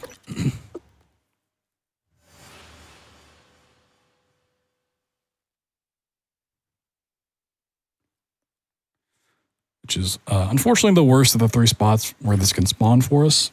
There's actually a spawn for the escape pod right next to that portal, which is really, really nice. It takes 30 seconds to get there. But yeah, we're gonna run through the crater real quick. Gate reactivation. So you can see how important stamina management is there. It takes forever to come back. You really don't want to run out. The bar that pops up at the top, by the way, is my propulsion fuel, which recharges pretty quick. So this is where control modules come into play. I can just drop one of these on the ground, shoot it. When it breaks, acts as an EMP. It's rid of the gate, and those gates are dictated, whether they're unlocked or not, by how many Typhon are in the area. If there's Typhon within a certain range, it'll lock down until you kill them. If there's no Typhon in the area, then it unlocks. So it's oh, it's safe. You can go through. Because the Moonshark counts as a Typhon if it's in the area. You really don't want to take the time to kill that off, because it takes forever. It has a very high likelihood of killing you as well, which is no good. If you die now, and you go back out, because we can only bring each character in one time per simulation run, we'd have to go all the way back to the start of the 5-man escape and do all of the other characters again, which is just pretty much GG at that point. It's the really bad part about the 5-man escape. If you fail at any point, you have to do all 5 characters over. So this is Claire's escape. It's actually this one you're supposed to get in the tutorial of the game. Obviously, you get it with Andreas because that's the tutorial character, but yep. We are escaping this way. Just get strapped in.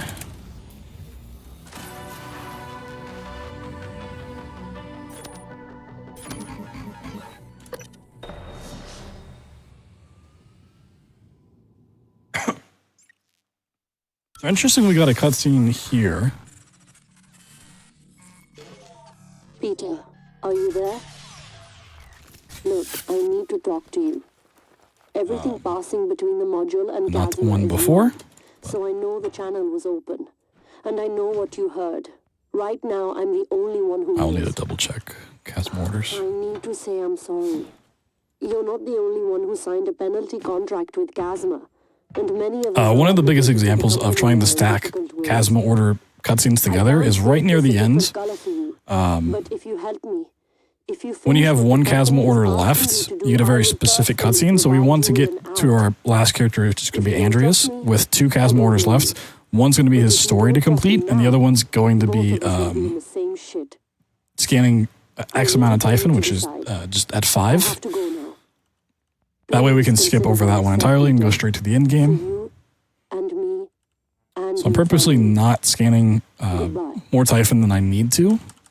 So one, I don't really need any other abilities than that Phantom Genesis from earlier.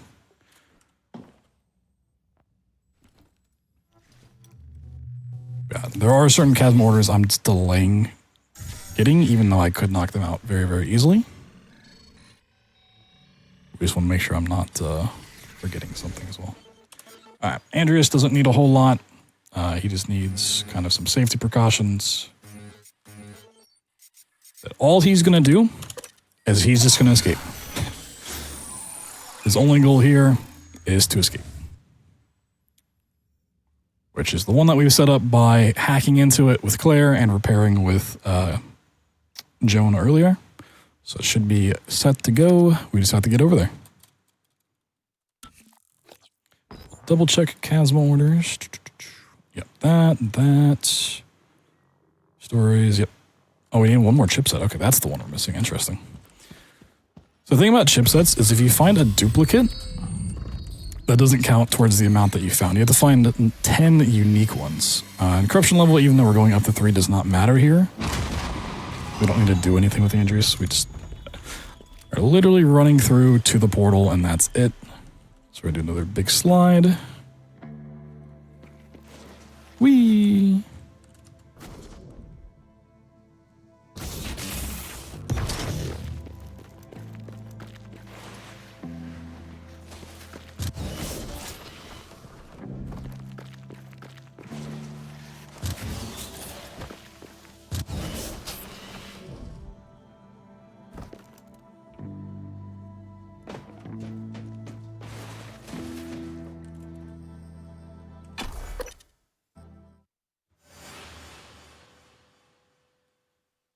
And then once we escape, we'll have the 5-man completed, and it's just story wrap up from there. Which is when we can actually do some really cool routing. I mean, the whole game's pretty cool routing, but we need to do some kind of unique things. The final characters. Because up until now, we've had to do actual escapes to get through them. Once we're doing just pure story progression, we don't actually need to do escapes. We can just run in, do the quest, and then leave by any means, which, the easiest way is just death. And there's some really interesting properties with dying in this game, because it is a roguelite, multiple characters in a simulation.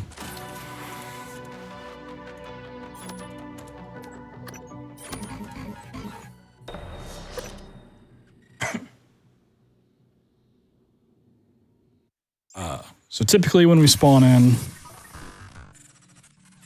with a new character, if we escape with the previous character or it's a new run, we always spawn in that little room. That's not the case if a character dies.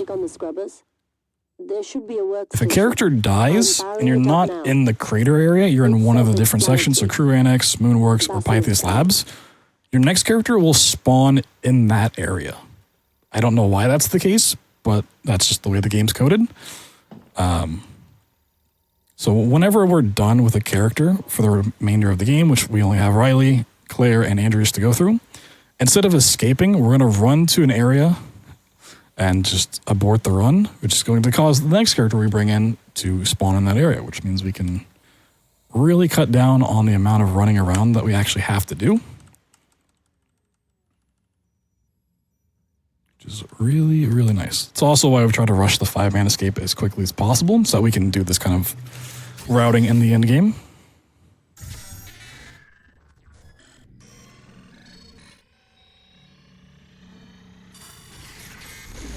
We also do not need to bring that much into the remaining sections because all we're doing is the story quest lines and then aborting the run. We're going to just kind of bring in some safety materials for control modules. So it's a new simulation, which means there's a chance for the power to be down and for the tram to need to be repaired. The tram's always going to need repaired. The power may not be down like it wasn't earlier.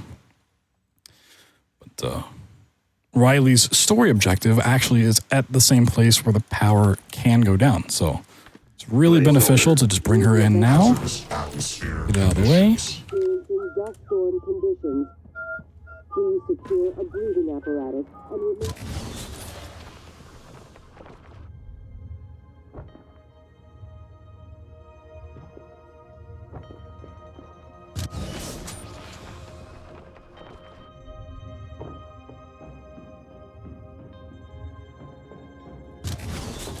So we actually got unlucky in the fact that we have like this moon sandstorm going on, so it's going to make it harder to see the different areas. So I can't really tell if they're down just by looking. Well, I'll have to go check regardless, which is fine. Not a problem there.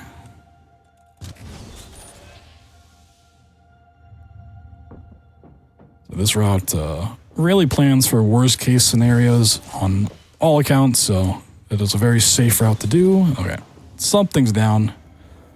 Which one's that? Moonworks, all right.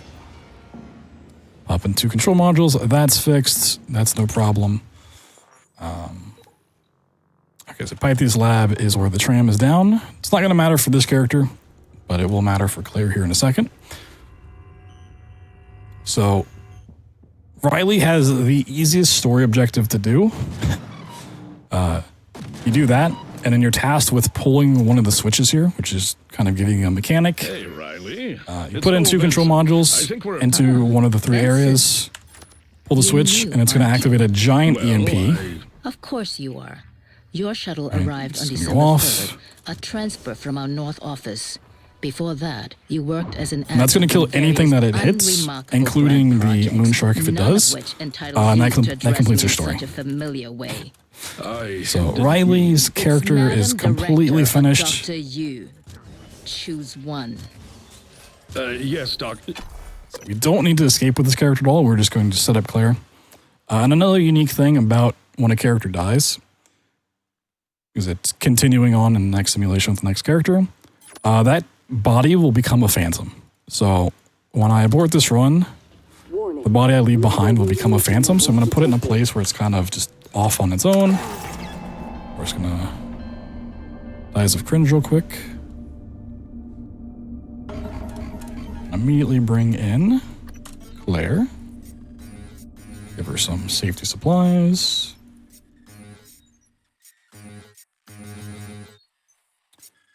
Shouldn't need those.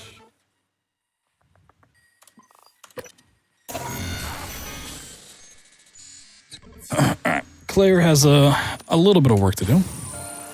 So we spawn in Moonworks. That body is not there. I don't know where the Phantom went. You know what? I'll take that just for safety measures. So for Claire's story, we need to go to her hideout. This is where we clipped out of bounds with VJ earlier. She has a pretty cool starting cutscene. It's a little gruesome. You know. It's a little gory.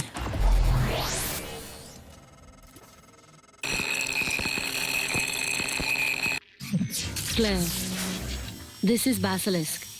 Orbital intercept M13 tells us there is elevated activity on all TranStar security channels. We think you've been compromised. But yeah, Claire's a Casman spy, and she's got like 3 little transponders around the area. You soon with further instructions. Now we need to go find all 3 and get rid of them. So we just picked up 1 there.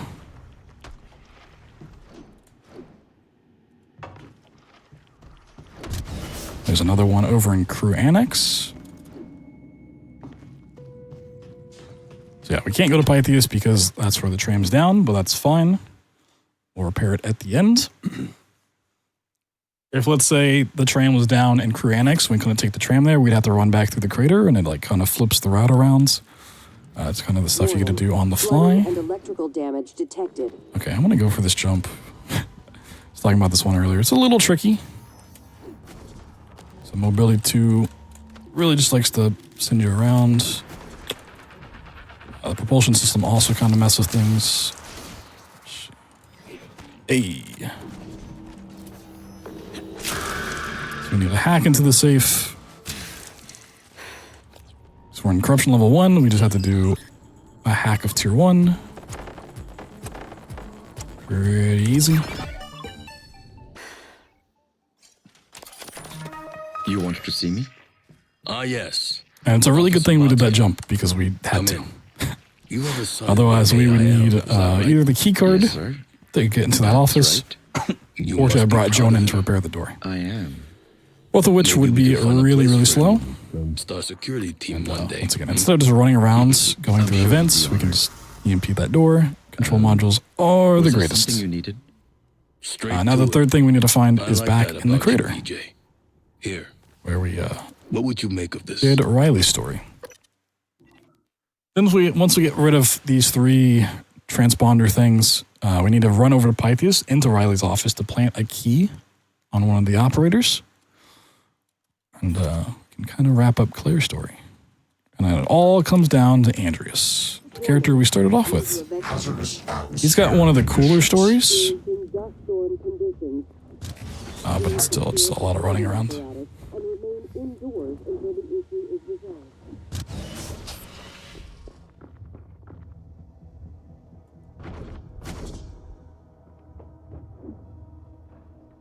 So a really nice thing about having this kind of route instead of having a reverse route is there's a way to recycle these right here. No. First time. Am I that obvious?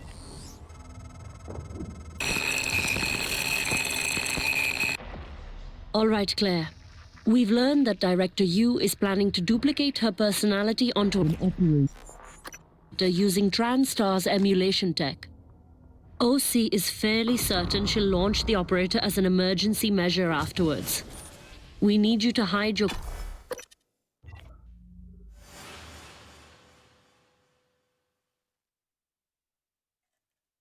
There's also a very specific reason we're leaving Andreas for last and routing things in the way that we do. Good afternoon, Talk about that when we get to Andreas, but supplies are kept in the storage room just off the main yeah, his story objective when you start it will instantly bump the corruption level up to 4. You don't get a say in it, and it will not reset if you switch to a different character. That run just permanently gets put to corruption level 4 instantly. So we want to save him for last because we don't want to run through all of the other characters on corruption level 4. That'd be very dangerous, very terrifying. Just don't want to do it. So we're going to plant our key in here.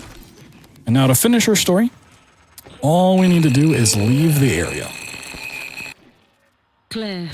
So we're going to repair that tram. Sorry. See how it's powered down. Is it by control module or just because it wants to be? By control module, okay. And there's just nothing I can do.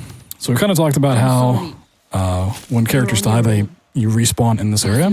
We want Andreas to spawn in Pythias, but Claire's story needs us to leave. So we're going to take the tram away, and then we're instantly going to take it right back. It's a little bit silly, but it's the optimal thing to do.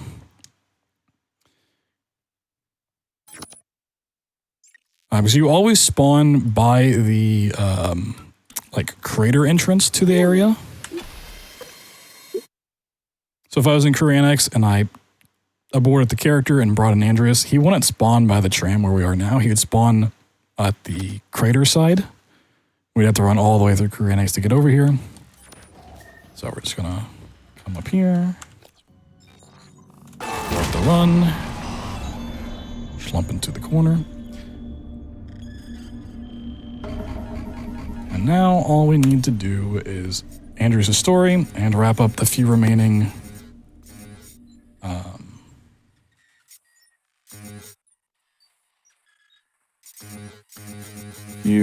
quests that he has.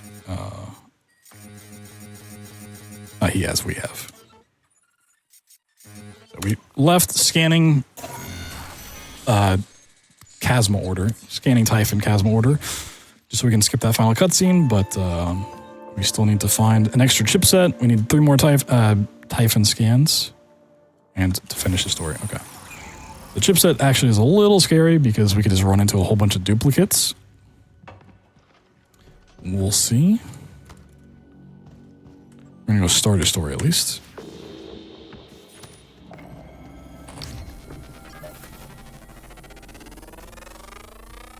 Scan complete. Psionic aptitude. So as part of the story, we're gonna meet our son, who happens to be a telepath. Papa. Not gonna get into the story implications of this, but hey.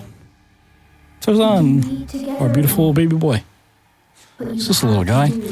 Yeah, so this is going to bump our corruption level up to 4 instantly, and it's going to swap the aggression of the game. So Typhon are going to be friendly towards us. They're not going to be aggressive.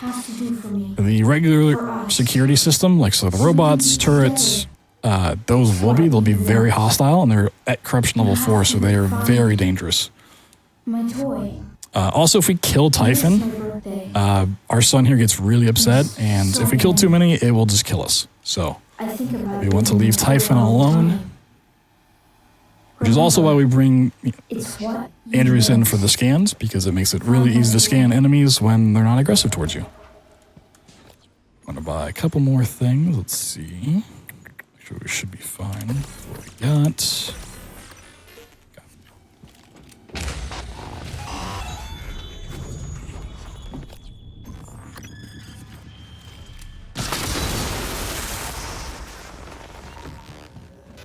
So health's gonna be a big problem here if I'm not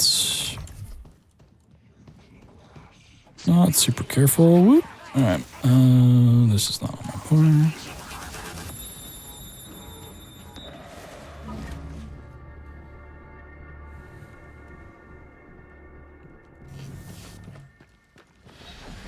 So we're gonna do a little bit of a chipset hunting. Oh, of course, there's just robots everywhere up here. Let's see. And we can grab some food along the way, just in case.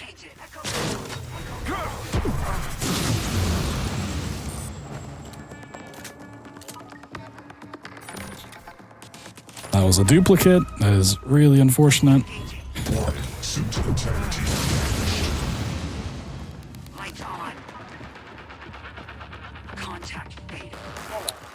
Is there one over here? There is. Hey, okay. That was not a duplicate. That Chasma order is completed.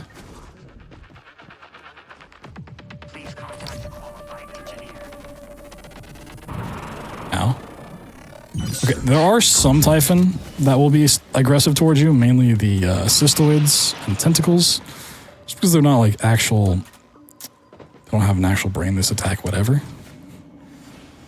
It's a little obnoxious, but it's fine. Also did not see where we need to go for the toy. Moonworks, okay. So the toy is another spawn that has 8 possible locations, 4 in Moonworks, 4 in Crew Annex. If we get really unlucky, this is going to be at the very top, which is an awful spawn. That's why I always wanted to kind of see Crew Annex. Just has safer ones. This can also be really, really quick to grab. It's in an okay spot.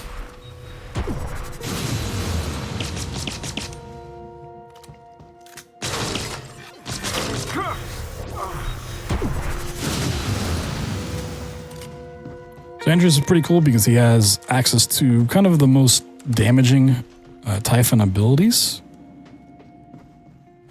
Let's get some more food. So you can really take care of these bots, even though it's corruption level 4. Yeah, okay. There's one in the back office. Luckily, when you're on the quest, the game just gives you the quest markers. It doesn't make you like have to go and hunt it down, which is really, really, really nice. Oh, there are just turrets everywhere, though.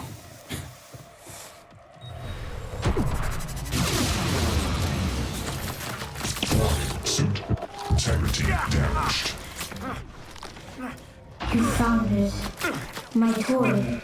Oh, now we got bleeding. Ooh. The little ones. That is nasty. That's what you want. Our last scan. Warning. Radiation poisoning detected. And we got radiated. Oh, boy. Storage room, not trauma center. Warning. Vital signs critical.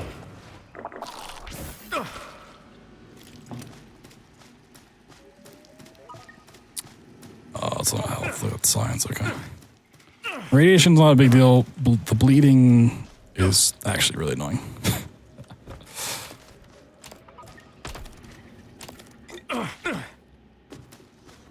Take this a little slow.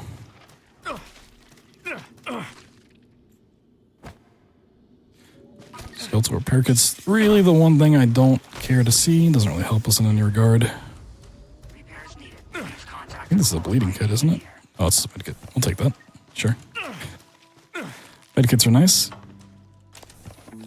Let's double check our orders. We should just see the volunteer story. Yep. And we have the toy, so we need to run back through Pythias and get to the shuttle. Once we do that, we'll have all 27 Chasma orders completed, and we can go back to the hacker and run through the end game, which is pretty quick. Just kind of wraps things up. We just need to survive. So, Typhon gates are a essential little to the easier safety of said than every done. crew member. If you This part. find an active gate, please contact security immediately. Do not engage the bypass without proper authorization. Anti. Okay. Well, we can solve half of our problems. We're no longer radiated. We're still bleeding. But we don't have radiation. Yeah, we did kill one Typhon, which, you know, Lexi's not happy about, but he'll understand, you know. Collateral damage. Ooh, an extra medkit. Okay. So what usually happens is there's typically cystoids right at the gates that we need to go through. Like they'll just pop and explode you. Emergency assistance. You're so close. Alright. So close. And Mama, you have to put my toy in the station. A little scary, but hey, we got through it. Papa, I'm going to be so happy with my toy. I'm so proud of you. So proud of you. Hopefully this game's not been too mind-blowing to watch as a speedrun. Otherwise, you'll end up like Andrews here. Yeah, so good news, bad news. We're in the endgame. The bad news is all of the characters die. Those characters, sadly, do not make it. Peter, this has to be shot. I want to thank you for all you've done. So if you remember when we finished up Claire's story, we put a key on the operator. Hey, we got the key. Don't want to forget that. And so here in a second, the gravity's going to turn off and you can float up here, but if you do some clever jumping, you can get up here a little early. We've never spoken. I'm the OC at Chasma Corp, overseeing your unit. Basilisk reports. And all we need to do is crash this into Work for us. Thank you. Unfortunately, the lunar base. budgets are tight and we just The can't game afford will to be do it. over. We're going to honor the contract, though, and send your completion bonus to your family. Not too bad overall. Decommission the thing, and that is time. GG. GG.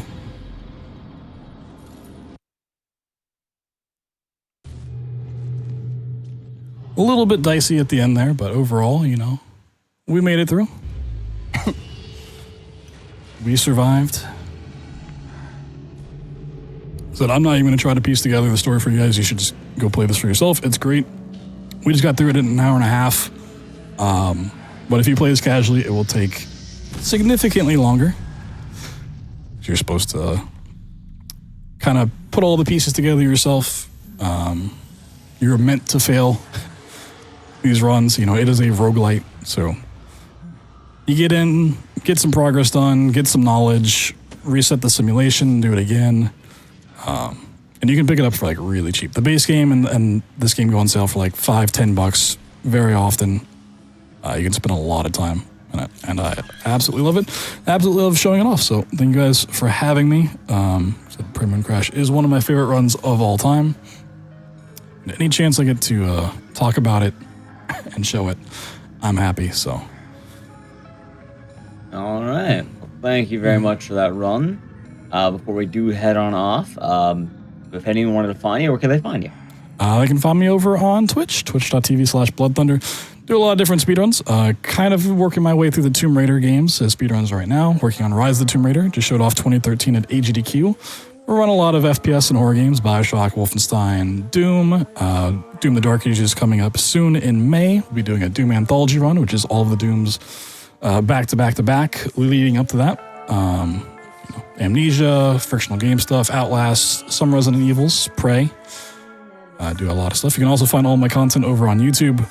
Have, VODs of 80 plus runs over there. If you want to see my record for this game, which is a 58-minute time, just got incredibly good luck and a lot of good skill. That is over there. If you want to get into this run, I highly encourage you to do so. There's not a lot of resources because it is a roguelite. And there's a lot of stuff you just have to learn on the fly. A tutorial for this game would be like 10 hours long.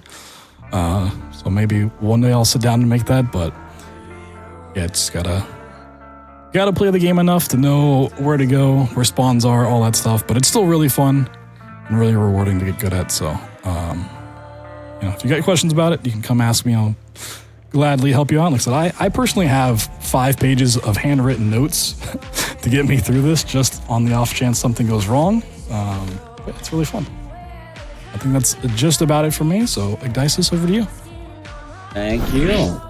All right, everyone. Hope you all enjoyed this episode of Speedruns from the Crypt. We do a lot of fun horror stuff here every 2 weeks, the bi-weekly horror hotfix, and we'll have plenty of more fun horror games coming on up. Before we do wrap up the show, I do just want to say a few announcements. You can tune in to Speedruns 2025 from February 27th to March 2nd. If you have any experience in the runs at the event or are interested in commentating for the English restream, you can use !Speedruns in chat to learn more and apply before February 12th.